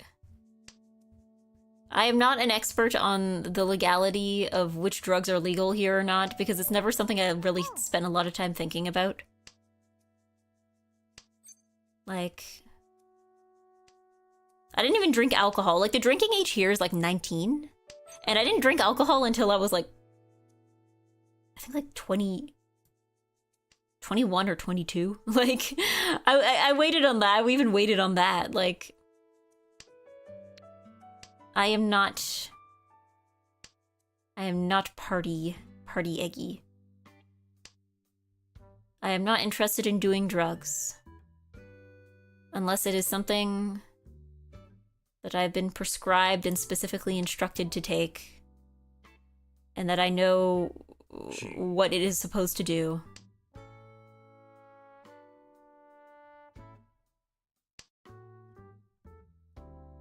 But... why'd you wait on that? Solidarity with the US? No, it was like, I just wasn't interested. Like, I don't like... it's gotten easier, but like, I've never been much of a party person. Like, I did not do parties in high school, really. I don't like going to like, even school dances were a bit much. I'm not a big fan of loud music, so like, naturally, I was never really interested in going to the club or anything like that. And yeah, most of my friends were kind of the same, like...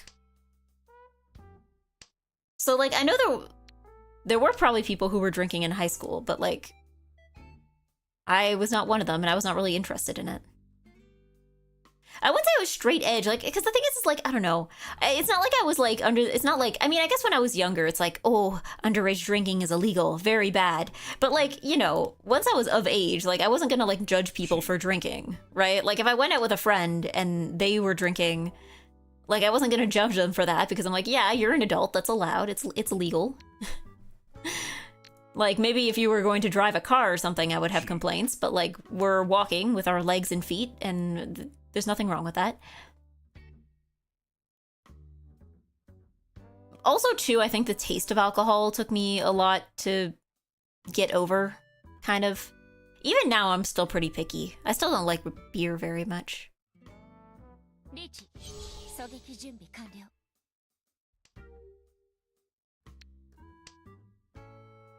But yeah, I don't know, I just wasn't interested. Like, I didn't even drink coffee until, like, honestly, maybe like a year or two ago. Like, I drank tea. It's not like I never had any caffeine, but like, drinking, even tea, I think, was more for the taste. I feel like I didn't really start drinking coffee with the intention of maybe getting more energy until like very recently. That's a lie. Coffee stunted your 100 centimeter height. No, clearly it must have been the very weak tea that I would drink as a kid. All right, congratulations, Corin, and thank you, Nanora, for playing, and thank you, Crossbow Flex, for playing. Second place. Maybe I'm moving up in the ranks. Maybe next time I'll get first.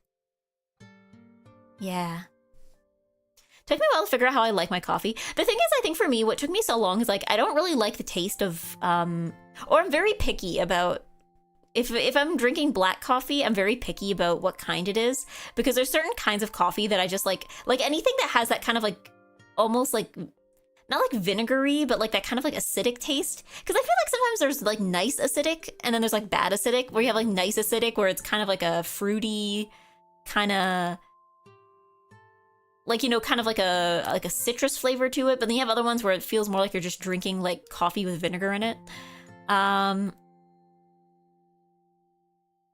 Yeah, like, I'm very picky. I'm very picky about it. I've also found that for whatever reason, I like Americanos, but I don't like black drip coffee. I don't know why. It's odd, because they are essentially the same thing, but something about, I guess, it being espresso, like diluted espresso, just somehow makes it different. But yeah, for me, it took me a long time to, like, I didn't like the taste of coffee, and also, like, caffeine doesn't, like, it still only half the time does things for me, I feel. But back then, it did basically, like, it had no noticeable effect. So I was just kind of drinking tea for the taste, and because I was under the impression that that's what you're supposed to drink in the morning.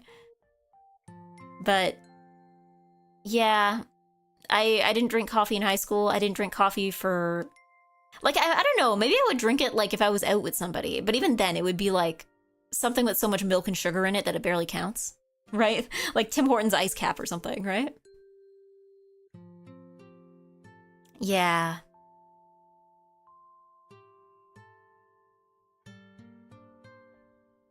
I forgot to pop chat out, but the reason for the have reliable transportation can drive question is usually because they can't say no pores allowed. See, yeah, okay, so I'm glad that I'm not being, like, needlessly conspiratorial about it. I'm being, like, a normal amount of conspiratorial about it. Yeah. But even then, that feels like kind of like an old-fashioned kind of thing, because, like, I don't know, I think about someone like, I mean, I guess maybe this is also like a city slash suburb slash like country divide, because like I think about someone like my sister and her boyfriend, where it's like, could they afford a car between the two of them? Yeah, probably, but like they don't, because they live in an area where like everything is close together and they don't really need one, so it was just kind of being like a needless expense. So it's like, yeah, they would fail the like has a car check, but also like, why would they need a car aside from you expecting that they would have a car? Eggy sister confirmed not single. I'm pretty sure I've mentioned her boyfriend before. I'm pretty sure I have. Yeah. I think the sugar probably does the effect while the caffeine just doesn't work. Well, I don't know, because I feel like it's like... it's 50-50 on any given drink, I feel. And even then, it's like, sometimes... I feel like iced coffee is more likely to give me energy than hot coffee. I feel like... sometimes it only works when it's paired with food. Because, like, if I have coffee on an empty stomach, I'll probably feel kind of, like, nauseous. And it won't give me, but it also won't give me energy. So it's not like it's having no effect. It's just that, like, it's like, oops, only the bad effect, right? Like, I'm not getting the positive effect, right?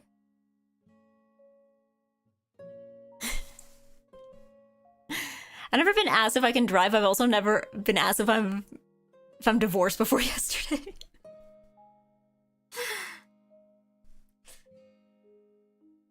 I don't know. Asking somebody if they're divorced in like a job application, that feels like a Doug bit.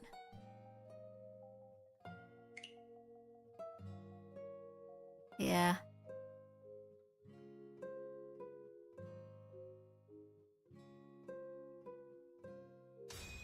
It does, yeah, like... That's a thing he would do as a bit for some stream, that he would make people in chat fill out applications. And that would be a question.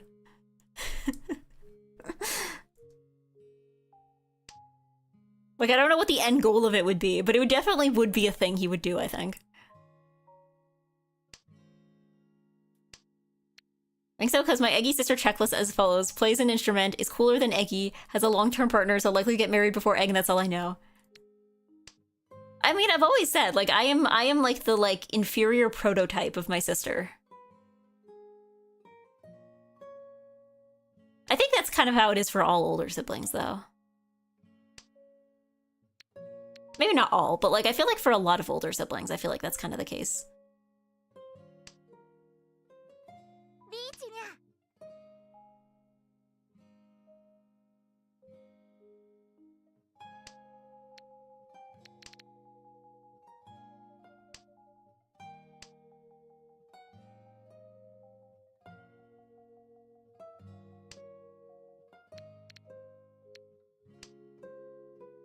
Yeah, I'm also giving you grief. I think Eggy's cool and nice. Thank you. I mean, I know that's what everybody says, though, after you're like, my sibling is cooler than me. Everyone's like, we like you in your own way.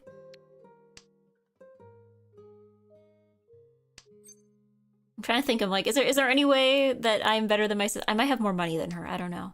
But I think that's because, like, my job history, I'm older, too, and my job history is different than hers. And she spent a lot more time, like, living on her own and paying rent, so obviously that will also cut into your funds. Can your sister play Mahjong better than you? I don't think she knows how to play Mahjong. Actually. I'm probably better at most video games than she is, but I think it's just because I play more video games. Like, I know she plays Minecraft. I don't know if she still does it, like, regularly. I know at one point she did. But did Eggy's sister study as well? Study what specifically?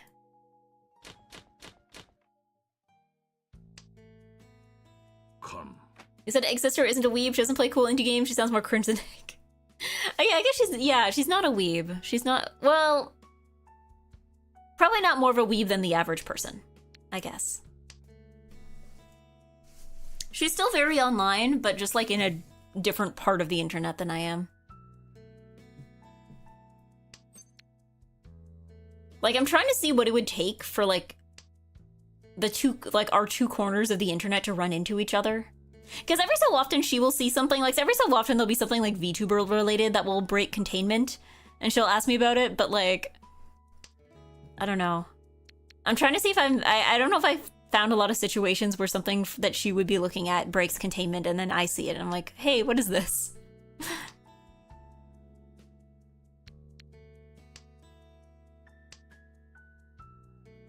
Eggy's sister PhD. She does not have a PhD. I don't think she intends to get one. The real question, is she being hounded by your mom to have kids? Actually, weirdly enough, neither of us are. But I think that's also because neither of us, I think my parents are very aware that neither of us are in, like, the financial situation to ever have one in the near future. Because, like, neither of us are married yet. So,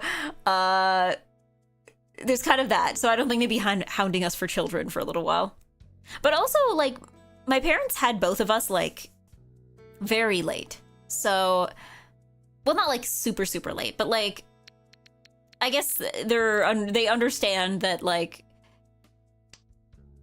when it's time, you will understand it's time, I guess. Boom. Because, yeah, I think my mom was, like, I think she was 36 when I was born, and then when she had my sister, she was 38. So, and yeah, like, I think about, like, because I know my parents were moving around a lot when they were younger. And I mean younger as in, like, they were together, but, like, I was not, like, they were younger as in, like, they were in their 20s. Like, they were moving around a lot. So I think, like, if I was born, like, 5 years before I was, like, I think I would have had a very odd childhood, I think.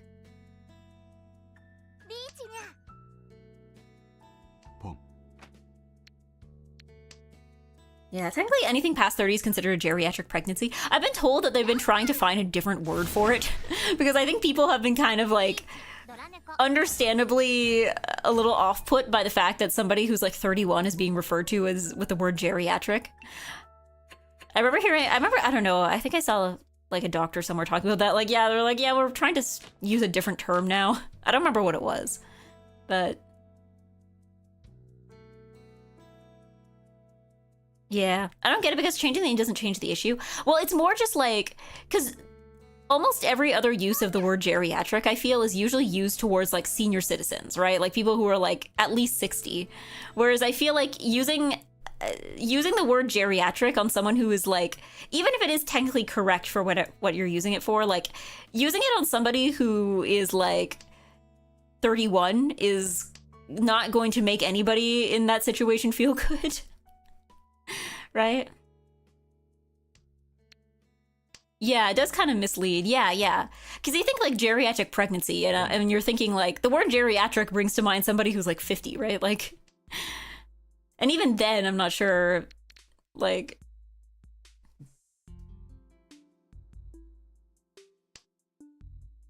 yeah, by medical standards, pregnancy in your 30s is riskier. Yeah, but, like, they can call it something different.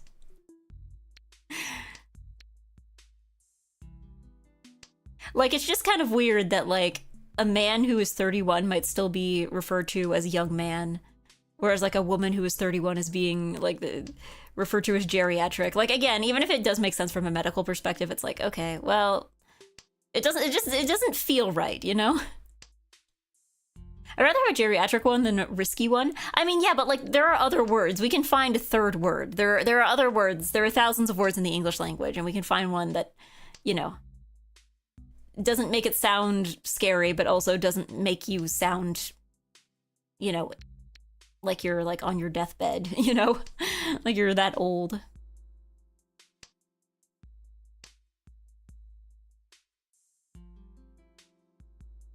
Chi.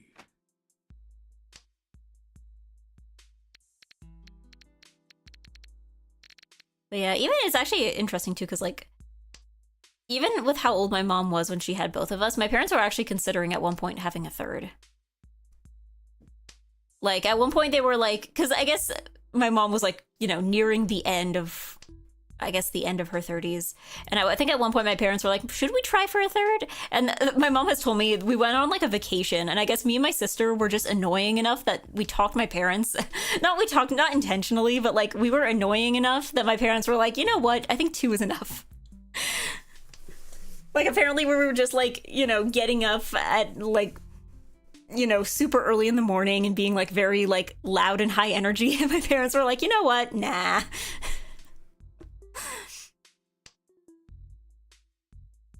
Eggy sister number 3. I don't know. It could have been Eggy brother.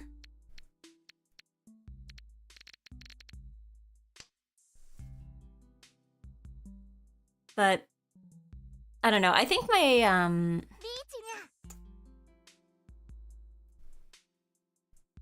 because like I think my mom has also said, she's like, you know what? I think even if we did have a third child, it probably would have made things kind of weird and complicated because like the age gap between me and my sister was only like 2.5 years. But like if they would have had another, there would have been like a much bigger age gap, which isn't inherently a bad thing. Like lots of, but like I think the age gap, I think the thing my mom was concerned about is that like, you know, if there was like if I had a sibling who was like 5 years younger than me, right? Then like I would have, like when I was 10, they would still be 5, right? And like, or even like when I was like 7, they would still be 2. So like in terms of like my parents were like, yeah, if we would want to go on like vacation or something, it would get infinitely more complicated because like me and my sister would be older, but then we'd have like a small infant that we are dragging around. And my mom's like, yeah, and then we'd have to think about like strollers and like diapers and all that.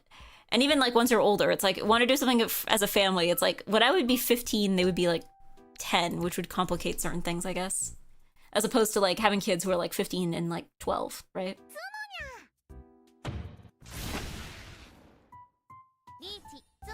They would call him Egbert. I don't know what they would call him.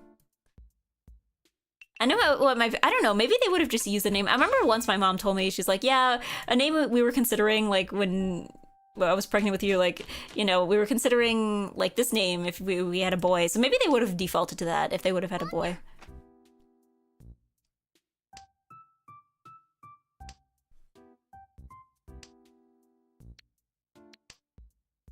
Imagine dealing with a younger brother intent on chaos, gum and hair, destroying dolls, loud, etc. Yeah, because like, yeah, me and my sister, we were both girls. Yeah, that would have been like the first boy in the family. Which, like, I don't know, it's not like he'd be the only man in the house, because obviously, like, my dad is still there, but like, yeah. I guess, yeah, it would be kind of weird, though, because I guess me and my sister, we had, like, a lot of hand-me-downs, right? Like, a lot of my sister's clothes were just, like, my old clothes. But you can't really do that as much when you have 2 girls, 1 boy. Or even, like, toys. It would have been, like, a whole new set of toys. It would have been, like, a whole new set of various other childhood things. They would have had to buy a 3rd Nintendo DS. The financial strain of buying a 3rd Nintendo DS.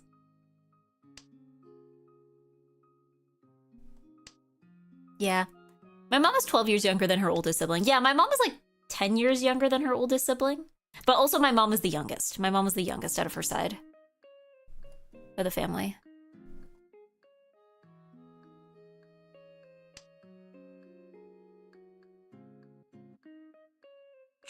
Yeah, 3rd Nintendo DS in this economy? I bet that hypothetical kid would have wanted video games for it too. Now we'd have 3 kids arguing over Mario Party instead of 2. Maybe not Mario Party, because that one you could play multiplayer. 3 kids arguing over Yoshi's Island. Yoshi's Island DS.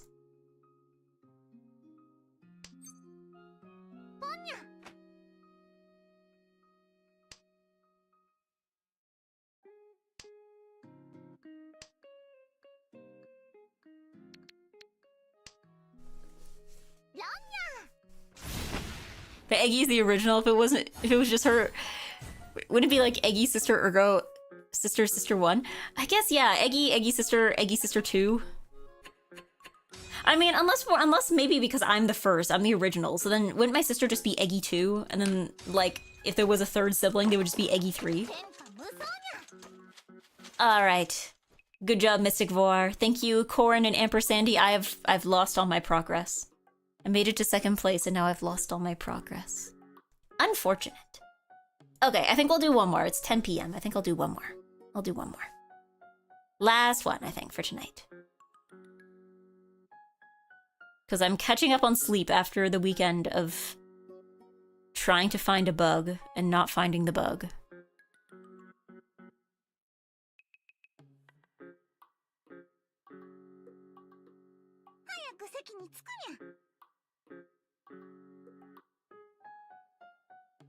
Ooh, and bunk bed if you need more rooms. True, yeah, me and my sister shared a room for a while. But yeah, I don't think we would have been able to put 3 kids in that room. I think that was very much like a 2-child room at the most.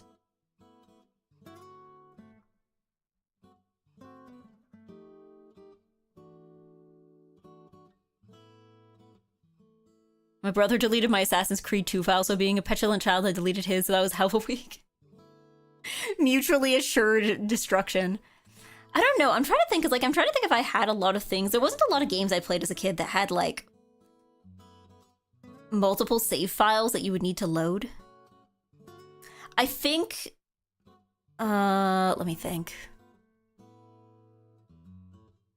Maybe, like, the Zeldas, but, like, I don't remember having issues with that with my sister, I don't think. Yeah, because I think... For the most part, the stuff we played was like stuff like Mario Kart and stuff, whereas like you don't really lose your Mario Kart save data, right? Like, or if you do, it's not really a big deal because most of what you're doing is just driving. Yeah, I didn't play Ace Attorney as a kid, actually. I didn't play it until I was 18? Yeah, I was 18. I was an adult when I played Ace Attorney. Like I said, I was not like a particularly adventurous child when it came to media in general as a kid. So like, I don't know. I think when I was a kid, I don't think I would have played Ace Attorney because I would have saw that it was rated T for teen and I would have been like, oh no, I'm only 10 years old. I don't know what's gonna happen if I play a game rated 13 plus, but presumably I will be like horribly traumatized and...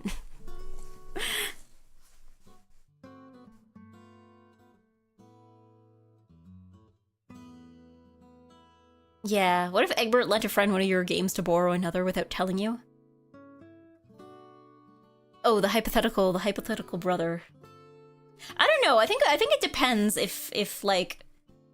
Because like, I think maybe we're kind of running with the assumption that I think that Egbert would be more mischievous. Because me and my sister were both very well-behaved, nice and good children. So like, do you think that, you know, because... I don't think that being a boy would automatically make him, like, more rebellious than me and my sister. I feel like there's still a possibility he could have been, like, about as nice and polite as me and my sister were.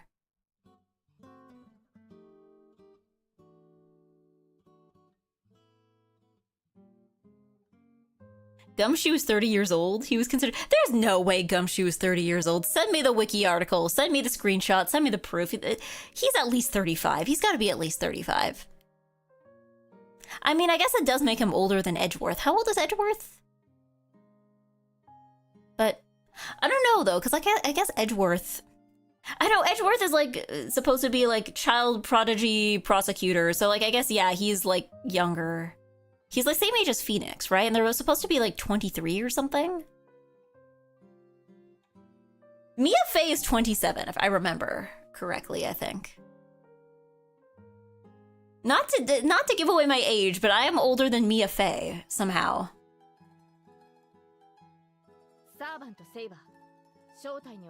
In fact, I am older than Mia Fey will ever be.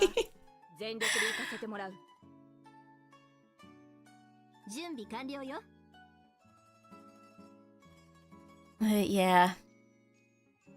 He might be even more well-behaved. Yeah, he could outdo both of us. I don't know. How old is the circus clown lady? Oh, Wendy Oldbag. I mean, she's supposed to be old. Watch, someone's gonna go look it up and she's gonna be like 40. Wiki says Gumshoe was 32 in the first game. Okay, that checks out. I don't know why 30 felt too young, but 32 feels appropriate. In my mind, it was like 35, which seemed about right. Like somewhere in the mid to upper 30s, but like 32 is fine, I guess. I guess the characters do age throughout the games.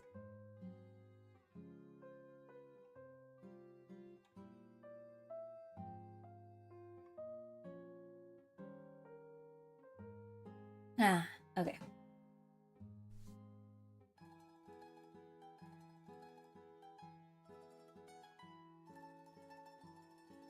There we go.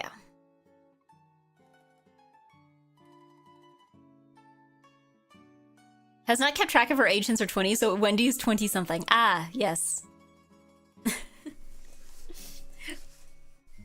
When I was a kid, I had a friend, and her mom would do the thing every time someone would ask for her age. She would say, "Oh, I'm 29," and then I think at some point, like my friend, like just like kind of took her word for it until eventually I don't know how old she was when she noticed. I'm like, wait a second, that doesn't check out anymore. I think it was when she was like, because when she was like little, I guess she didn't really know how to do the math, and I think at some point she was like 9 or 10 years old, or like old enough that like it wouldn't make sense that her mom had her at that age. Like,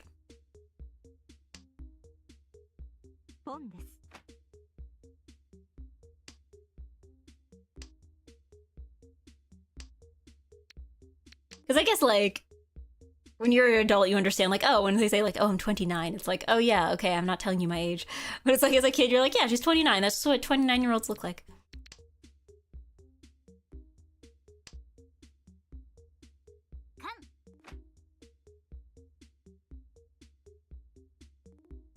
Joking about being younger than you are is how it starts for women. How what starts? Being old?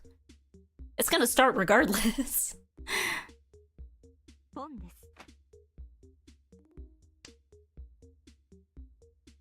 As a child, I couldn't conceptualize lying about such trivial things. I mean, yeah, because I guess when you're, well, I don't know. I guess when you're a kid, your relationship to age is different. Because, like, when you're a kid, right, like, there's a much bigger difference between, like, someone your age and someone, like, 3 years older than you, right? Like, the difference between someone who's, like, 5 and someone who's 8 is, like, exponential. But I guess as you get older, then age becomes, like, your relationship with age changes because, like, the difference between someone who's, like, 27 and someone who's 30 is a lot smaller, right? And even like as much as you go on, like the difference between someone who's like 43 and someone who's 46, and that's like barely anything at all, right?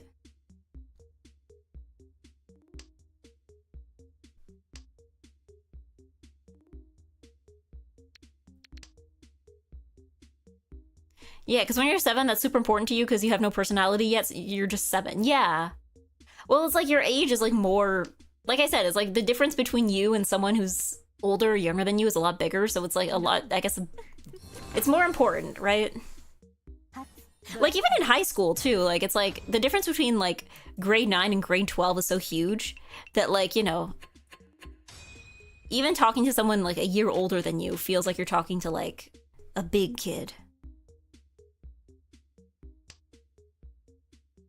Yeah.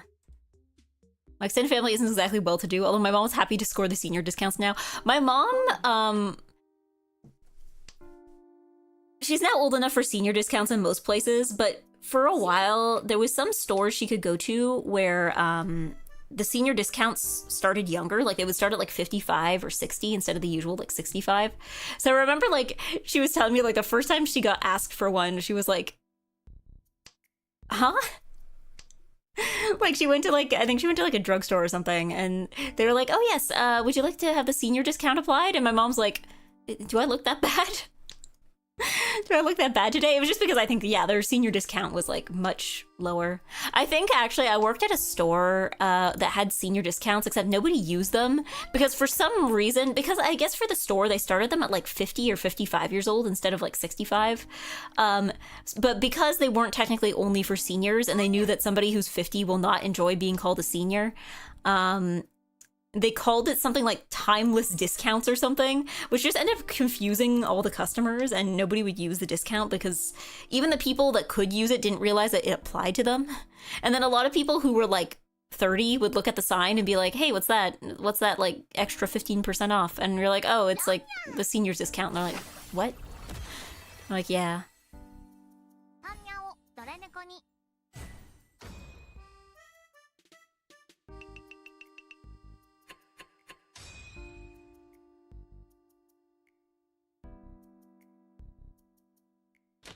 I remember when I was 6, I was told always tell the truth, and we went out to eat. My mom told them I was 5, so we got cheaper food. I would give her a death stare, like you said, don't lie.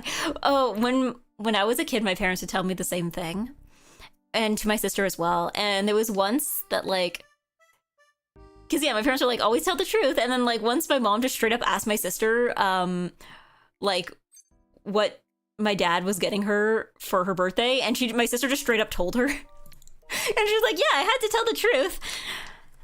I had to tell the truth.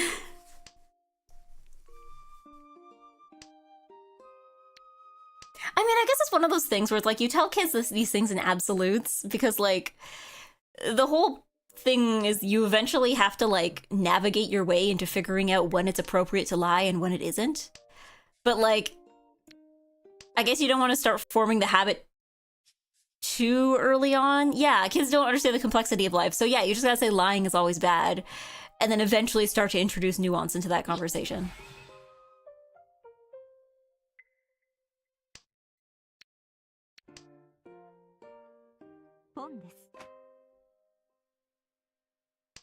Omission isn't a lie. Yeah, that's the thing, right? Like, I feel like when you're a kid, you're also, like, told, like, a very specific definition of lying, which is, like, you know, saying things that are blatantly not true. Or, like, thinking one thing and then saying the opposite of it. But, you know, there's more ways to lie than just that, right?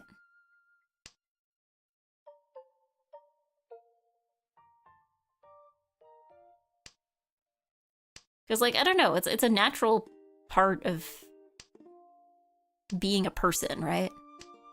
I don't know, when I was a kid too, I feel like my parents, I've probably mentioned on stream before, I don't know what it was my parents had. They had like a very like strong anti-lying on TV stance. Not like as in like, you know, false advertising or anything, but like they really did not like stories because there's so many stories in like kids media, right? That's like a character lies about something and then they try to keep up the lie and then eventually they can't keep up the lie and everybody finds out, right? Like it's a very common storyline for kid shows.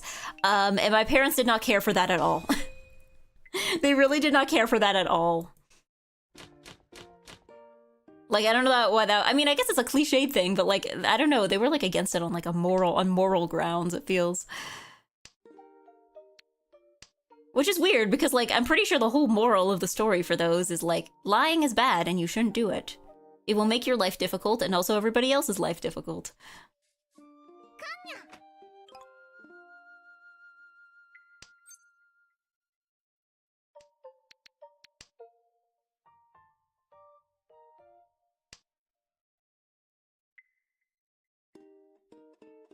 Man, if I tell Temma she looks like anything other but the number 19 she yells, what's that supposed to mean? Can't lie to VTubers. Yeah, Eggy parents watching the lying drama of Degrassi unfold. I don't know, I don't think I ever watched Degrassi. I feel like they mostly saw it in like Disney Channel shows is where they seem to get most annoyed with it. You know, Egg, you are actually really good at talking. Am I? I mean, I have over 20 years. I have over 2 decades of experience. Thank you, though. Unless that's a lie. Unless you're lying, and this is a bit.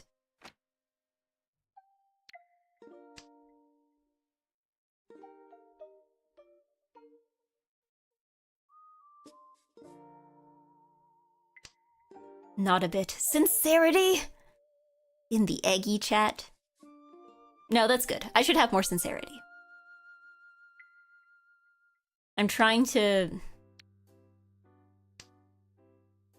be better at that. Because, like, I don't know. I guess it's like... I can't even say that that's like an internet poison thing for myself, I think. Like, I'm not sure if I was a very sincere child, regardless. That's a lie, I'm sincere, you just assume I'm joking. Jake has never told a joke in his lifetime. In his entire lifetime.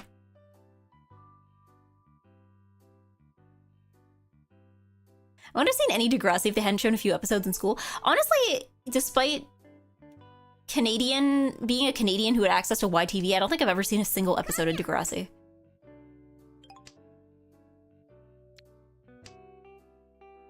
Like, it just wasn't something that was like... I guess maybe I was a little too young when...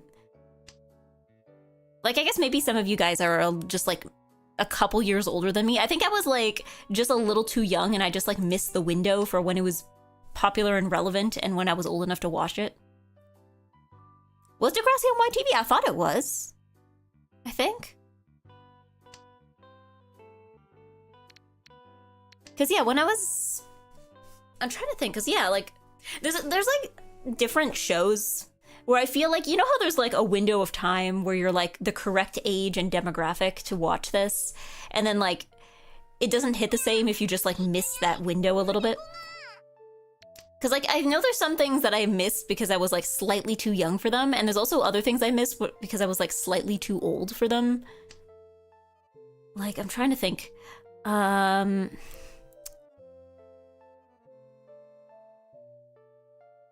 trying to think. Something that I was like slightly too young for, I feel, was Drake and Josh. I watched iCarly, but I did not watch Drake and Josh. I think I just missed the window for that there. But things that I was like too old for. I feel like any Disney or Nickelodeon cartoon that came out like pretty much anything later than like Star versus the Forces of Evil or We Bare Bears. I feel like anything that started, like things that were running before that but continued, I was still watching. But like I didn't watch Owl House, I didn't watch Amphibia, like that kind of an entire generation of like cartoons I missed entirely because I think I was still, I mean, Steven Universe I think was still running at the time and I was still watching that, but like I think that was just entire thing I missed. But maybe that wasn't too old because I was already an adult at that point. I guess I was just like an adult who was no longer interested in finding new Western cartoons. Maybe I just moved on to anime by that point, but yeah. Yeah, Drake and Josh was on the tail end when I saw it. I was just slightly too young for Invader Zim. Yeah, same. I did not watch Invader Zim. I did not watch, I guess there's also things where I'm like, I guess I thought I was too young for them, but I wasn't. Like, there was nothing stopping me from watching, like, Sailor Moon. I had friends who watched Sailor Moon. Maybe you know what it was. I think with Sailor Moon is I once I visited my cousin's house, and she was really into Sailor Moon. She's a few years older than me. She was really into Sailor Moon, and she had like some of the manga lying around. I remember flipping through it, and like, you know how like during like the transformation sequences, they're at some point they have kind of like their outline shown. Like it's like they're sort of naked, but like not really, right? Like you're not actually seeing anything. It's just the silhouette, right? And I remember just being like scandalized, like they're naked. I thought this was for children, and I guess I got too scandalized. You told the story before? Oh, I definitely have. Yeah. A friend of mine and his dad were big into Dragon Ball Z, so it encroached upon me. Yeah, because like, I mean, there was a lot of anime, actually. Canada, I learned this as I got older. Canada got a lot of anime that the States didn't, because of like, I guess, meeting the Canadian content amount that they're supposed to have.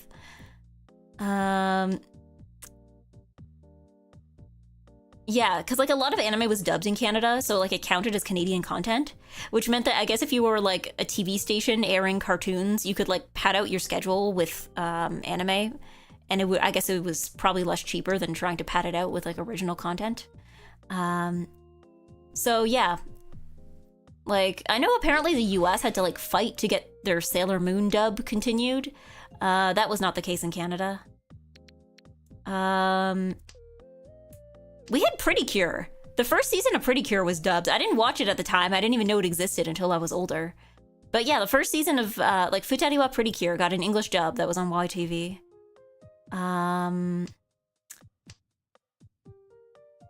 Let's see. I know Dragon Ball. I was aware of Dragon Ball when I was a kid. I didn't really know anything about it, but like I knew it existed. Bakugan was big when I was a kid. Yu-Gi-Oh was popular when I was a kid. I didn't watch either of them, but like I knew they existed. Pokemon. Everybody knew about Pokemon. Yeah. Ocean Group, my beloved. Yeah. There was also, I think Inuyasha was also, I wasn't old enough, but I know it was on YTV, but it aired like late at night. I know I have a friend who had an older sister, and like, I guess because her older sister was like older, they were allowed to stay up late to watch Inuyasha on YTV. Yeah. Dragon Ball and Inuyasha were Canadian dub. Yeah, yeah. Was he Inuyasha? Oh, I guess it was. I didn't know it was Canadian. But...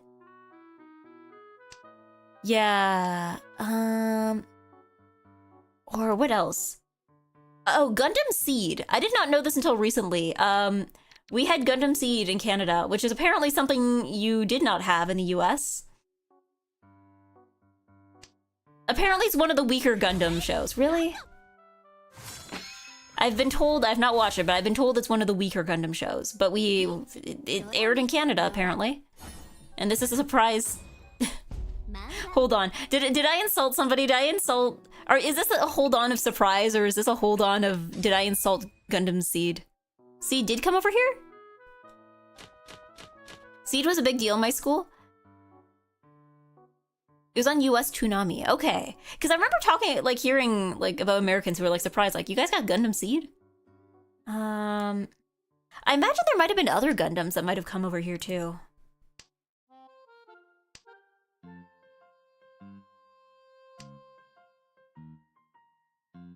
Because I'm trying to think, like...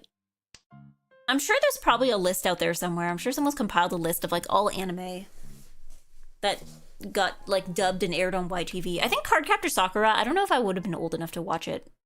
I'm pretty sure that aired in Canada as well.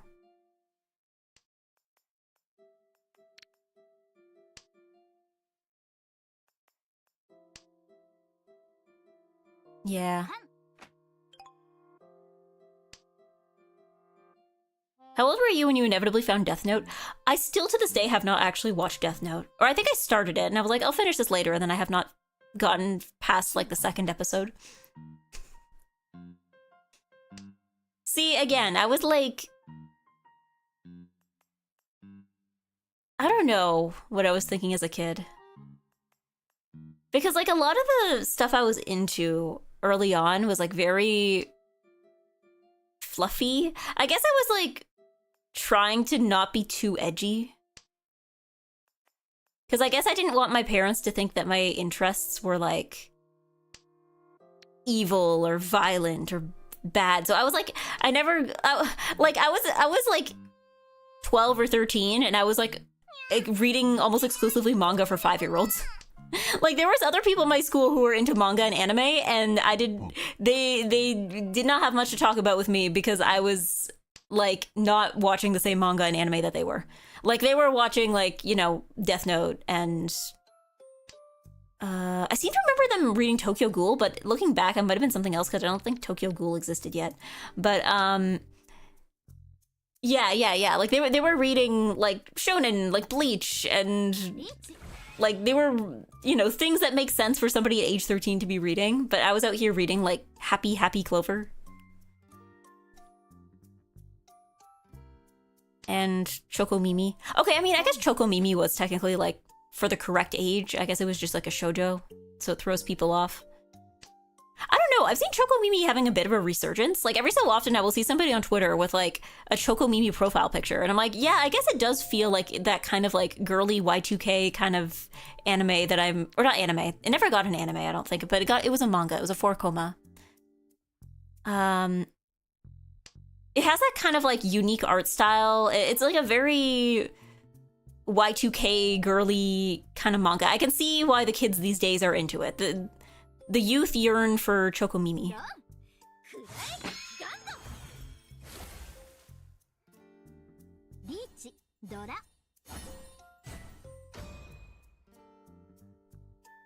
Yeah. He was too busy watching Tokyo Mew Mew. Tokyo Mew Mew is another one I think I just narrowly missed by not quite being old enough. I'm hanging on by a thread here. Yeah. Code Geass was around that time too. Yeah, I imagine probably. I think also too, I feel like something, I guess maybe now that there's just more anime nowadays, people aren't as likely to go back and look at the older stuff. But I seem to remember, like, I feel like in the past, like, the definition of old anime was like, you'd have to go further into the past for it to count. Because, like, I feel like, because, like, I didn't start watching anime, like, you know, I didn't really focus on anime until like the end of high school. And even back then, it was like 2016, and it still wasn't that unusual for people to watch things that were like, you know, 5-10 years old. Like, nobody would be like, Steins Gate is an old anime, right? Because it would have been like, you know, 4 or 5 years old at that point. But nobody would call it like old anime. Whereas I feel like when people talk about shows from 5 years ago now, they're like, yeah, that's an old show. But I think it's just that there's more anime now. But maybe I'm wrong. Maybe I'm off the mark. Yeah. Did you get Rose of Versailles, though? We did not get Rose of Versailles in Canada. Did you know to this day Rose of Versailles still doesn't have an official English dub? They just never dubbed it. They dubbed it into like, they straight up dubbed it into every language except English. Like, there's a French dub. I know that there's an Italian dub, there's a Korean dub, I think there's an Arabic dub. There is no English dub. Yeah. Despite everything, I will always stand Rema 1/2. Again, I feel like these were like, there's so many things I think I was supposed to get into, I just never did. Yeah. Detective Conan was old when Steins Gate was new. Yeah, like, but like the gap between the beginning of Detective Conan and the beginning of like Steins Gate is a lot bigger than like the beginning of Steins Gate and like, I don't know, whatever was airing in fall of 2016, you know? Yeah, we did get some form of Detective Conan in Canada, I remember. I forget what they called it. I think it's called like Case Closed or something, right? I think that might actually still be the official English title that they use. I'm pretty sure.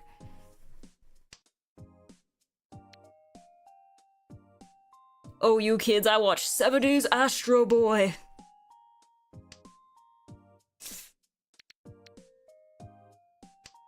The Ancients. Yeah. Of course, the easiest way to date someone. What's their first gen of Pokemon? I didn't play Pokemon as a kid. I was aware of it, but I didn't play. Actually, no, I was aware. The first manga I ever read was actually a Pokemon manga. I think it was like Ruby? Was it like Ruby? No, something in Emerald. Ruby and Emerald? Emerald and... Can somebody with Google, access to Google and more than 2 computer monitors, please look this up? Was it like Ruby and Emerald or something in Emerald? I remember there was a girl named Mitsume, but or maybe it was Mitsumi. I know at the time I was not pronouncing her name correctly. Or maybe I was. What am I looking up?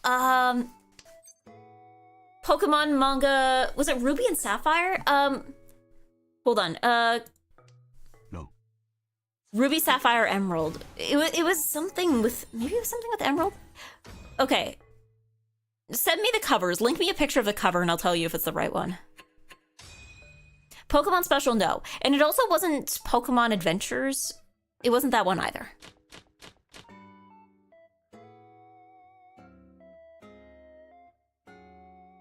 I think it was like a very loose adaptation of one of the games that for some reason was apparently darker than the game itself was. It was not Pokemon Special. It was not Pokemon Special. Oh, Special Adventures are the same. It was not that one. It was not that one. I think I did read that one at some point. I don't remember much of it, but it was not that one. Yeah. As a child, my mother would let me read the Shonen Jump while she shopped for groceries, and I'd immediately try and see if there was a new chapter of Ranma 1/2. Yeah, I never read any of the Jump manga as a kid.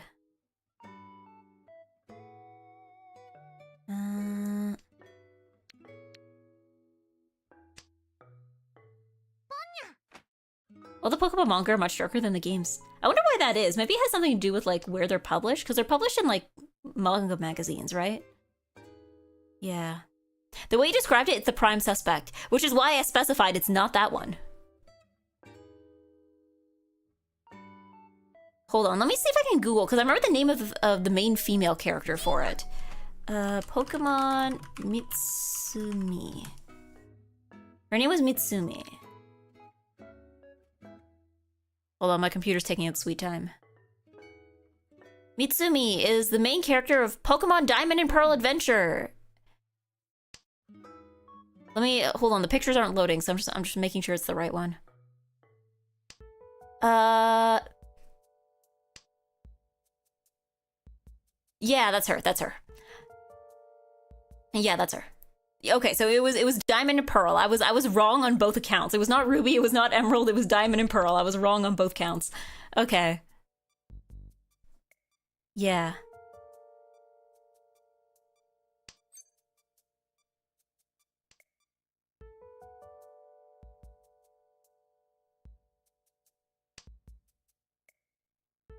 But yeah, that was the first manga I ever read, I think.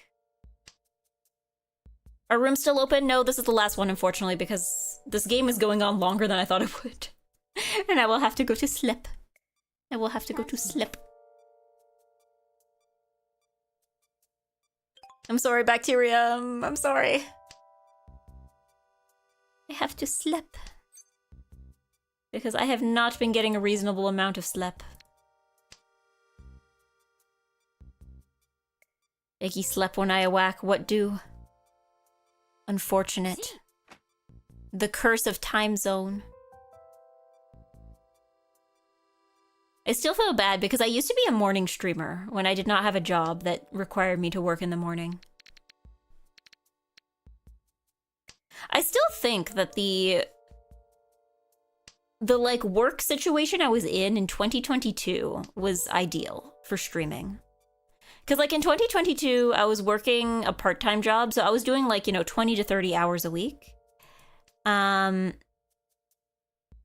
a lot of the time it was in like shifts that would start in the afternoon. Or like I had more of a say in the schedule. So usually when it came, like there was specific days I'd usually have off. So I was able to be like, okay, at least I know for sure these days are going to be off every week.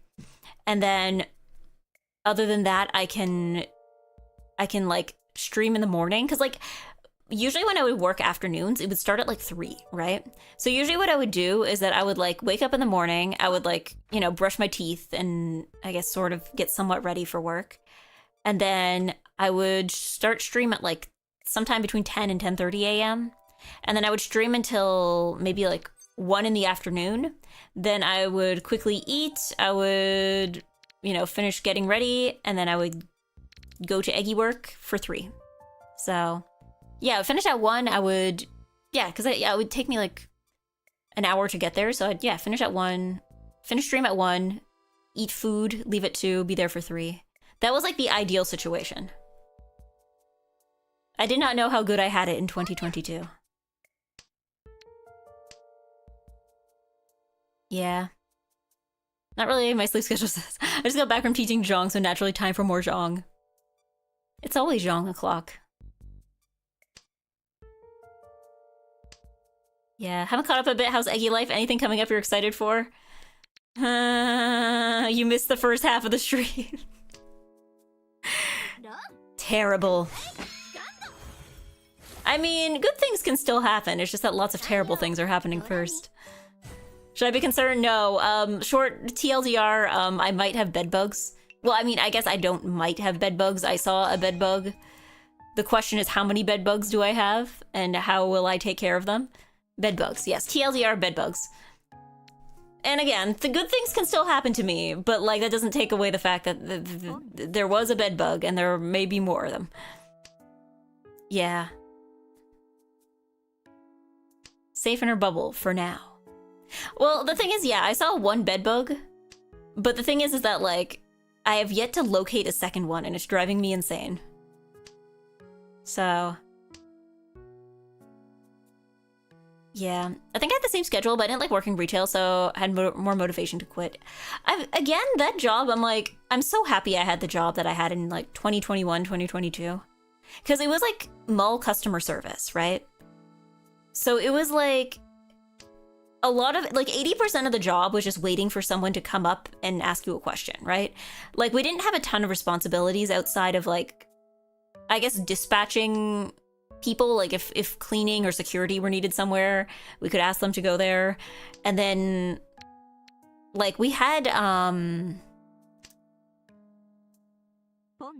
we had lost and found. But like other than that, like if nobody needed help with anything, then we didn't really have to do anything. So they were pretty chill about like the computer policy. So honestly, I don't think I would have I would not still be streaming if I did not have that job, because throughout that time I was still in school, right? But because we were allowed to do more or less whatever we wanted on the computer, as long as it wasn't like distracting us from helping customers, it meant that I was able to get a lot of reading and a lot of schoolwork done while at work. So essentially I was just being paid to do my homework, which meant that I could get home and have at least a little bit of time for streaming. Like, yeah, I think I would have had to just completely stop streaming like a week after debut if I wasn't working that job. Yeah.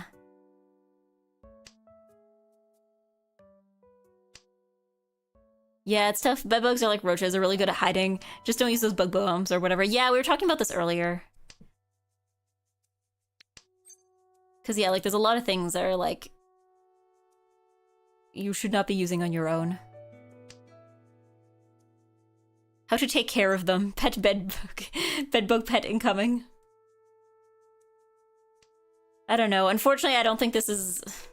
There are many insects I feel like I'm on good terms with now that are in my house, but I don't think the bedbugs are going to be able to become one of them. Like, I don't know. I'm on pretty good terms with the centipedes, I think.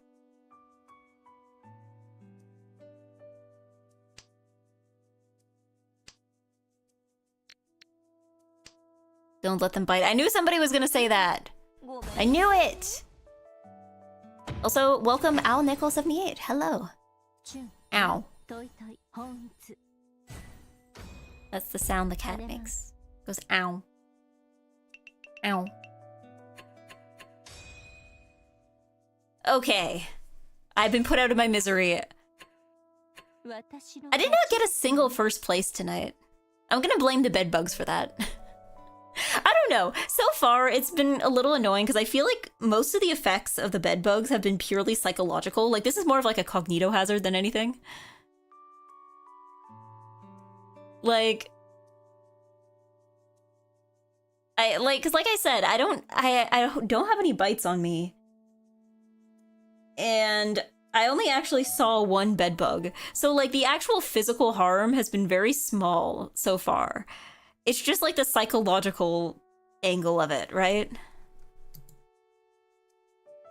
It's like, you don't know if there's more. You don't know where they are. You don't know what you need to do. You are overwhelmed by all the things that you might need to do in order to fix this. Like, it's really... It's not a cognito hazard, it's actually annoying to have them. I mean, but the point is that, like, they're also not like ticks. As far as I know, they apparently, like, they don't spread disease the same way ticks do. Like, obviously it doesn't feel good to have bites, but, like, it's not... Yeah. Do you have a steamer where you can steam cracks? Ideally dry steam. I don't know what kind of steam I steam. I have a steamer. I haven't used it because it's the kind that you have to plug into the wall, which makes it kind of annoying to try to use for cleaning because, like, you're kind of very limited to how far you can go. It's meant for clothes. It's meant for clothes, so... I'm also kind of concerned about mold if I put steam in the cracks, but... I don't know if it's dry steam or wet steam. Isn't all steam wet steam?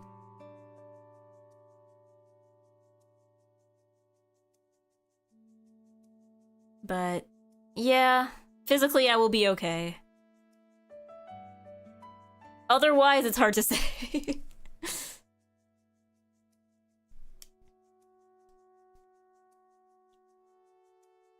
Yeah. Steam cracks on bed and room. Open window for airing out. No, yeah. Again, yeah, I'll see what I can do. I don't know if I'll be... I don't know if my schedule might be a little different this week. Originally, I was going to do Deltarune tomorrow. I might do Deltarune Thursday instead. Because, yeah, I might need to take tomorrow. I don't know. The bugs, blame the bugs. I'm gonna blame the bugs for everything I do wrong in, like, the next few weeks. With the steamer, the cracks, you can eliminate eggs. Pointing at myself.png. Yeah, I hope it's somehow a fluke and it's just that one that got in. Yeah, that's the thing. It's just like I haven't found any more. But everywhere is like, oh yeah, if you have one, then like you have more, definitely. Because like, trust me, it's not for a lack of trying. It's not for a lack of trying. Like, I have been searching. I have been searching. Yeah. It's like, I hope you're... That's the thing, is I haven't found any, but it's not for a lack of searching. Like, I have checked every crevice in the room with a flashlight.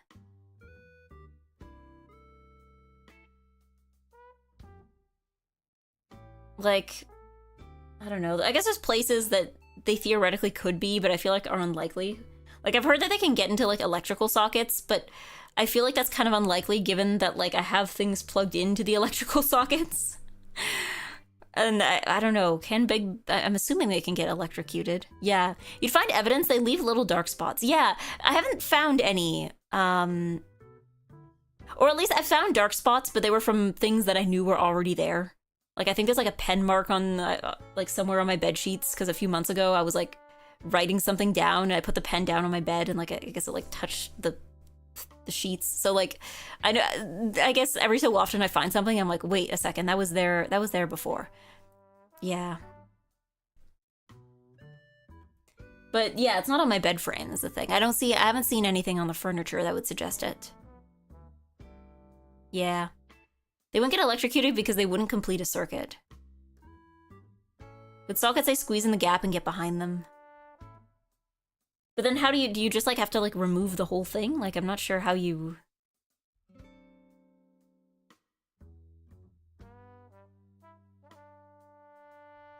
Like, how would I remove them then? Claim your mail. What? Like, how would I remove them if if they're having to get behind the socket? Like, do I just have no way of removing it? Would steam become a safety hazard? Because you're just, like, shoving water in there?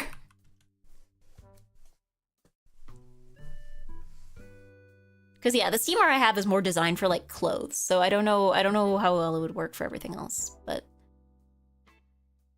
Let's see. Because, like, yeah, I feel like there's more I should be doing. It's just that, like, if I did everything I was supposed to be doing, I would be, like, extremely, extremely overwhelmed. Because even doing it just for, like, my one little room of the house feels like a lot. And it's like, oh, you want me to do this for the whole place? Absolutely not. I'd have to quit my job.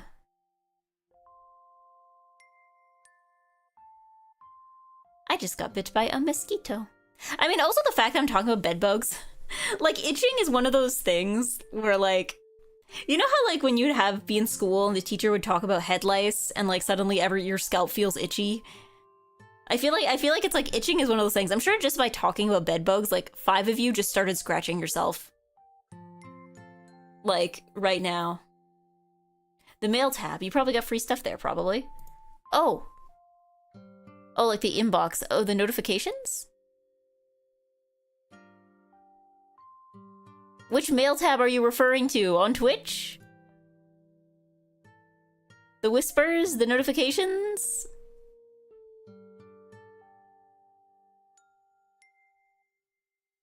Was there drops for this game?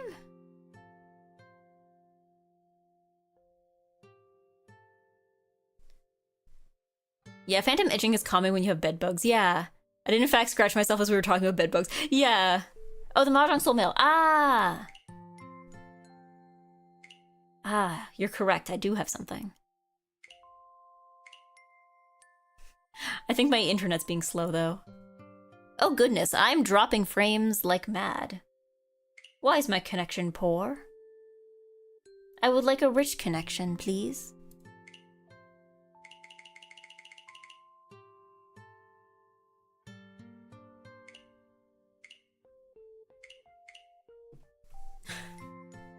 You've already claimed it! Then why is it still showing up? Okay. I think my connection is trash garbage right now. ISP's telling you to eep. Yeah, you're probably right. Who's online? Toma's on. Odessa's on. Hal is on. Slabman's on. We got a big selection tonight. Kimmy is on. Almontes is on. Kiki Cyber's on. I wonder if I'm still banned. Orla is on. I wonder if I'm still banned in her chat. Craggy's on. Henmimi's on. Corpse is on. Grimmy's on. Ashton is on. Oh, it's her birthday. And yeah, you know what? We can probably raid Ashton if it's her birthday.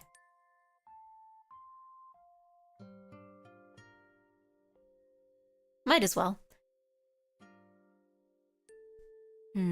Yeah, Tuesday's a big stream day. I wonder why. What makes it more streamy? What makes Tuesday streamier than like Monday? What'd you do to get banned in someone's chat? I'd also like to know, because okay, I don't think I've ever even said anything in her chat. I don't know why I'm banned. I just found out I was banned like 3 years ago. 4 years ago, I think. It was like 2022. I was going to raid Orla, and then the raid got like blocked, and I was like, okay, she's in a collab, so maybe like, you know, some people don't take raids when they're in collabs just so that they don't get like distracted from whoever they're talking to. I'm like, okay, maybe. But then I went to the chat and it was like, you are banned, and I'm like, what do you mean I'm banned? I don't think I've ever said anything in her Twitch chat. I wonder if I'm still banned. Maybe I'll check after stream. But thank you for being here. Let's raid Ashton Martin. And what are we gonna say? Do a ban appeal. I don't know. How do I appeal?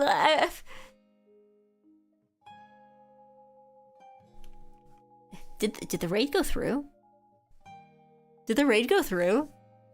Ah, here we go. It's falling into place. Okay. Is the raid happening? Oh, here we go. Happy birthday? Yeah, you know what? We can just say happy birthday. We can just say happy birthday. It is her birthday, and that is the purpose of her stream. Happy birthday with emote of your choice. Yeah, we can just do happy birthday. We can do normal. Who banned you? Orla? Yes, like 4 years ago, and I still don't know why. Like, okay, it's counting down. Okay, that's good. I think I was behind for a second. I think because of my internet, it just like didn't show up for a moment. That's fine. There we go. We're good. We're good. Let's go raid Ashton, and I will be back presumably at some point later this week. If not, assume that I was killed to death by bugs. Probably not. Imagine I'm at war with the bugs. If I disappear, I'm at war. But thank you for being here. Thank you for being nice and good. And I will see you eventually. Before the bugs get me. Au revoir.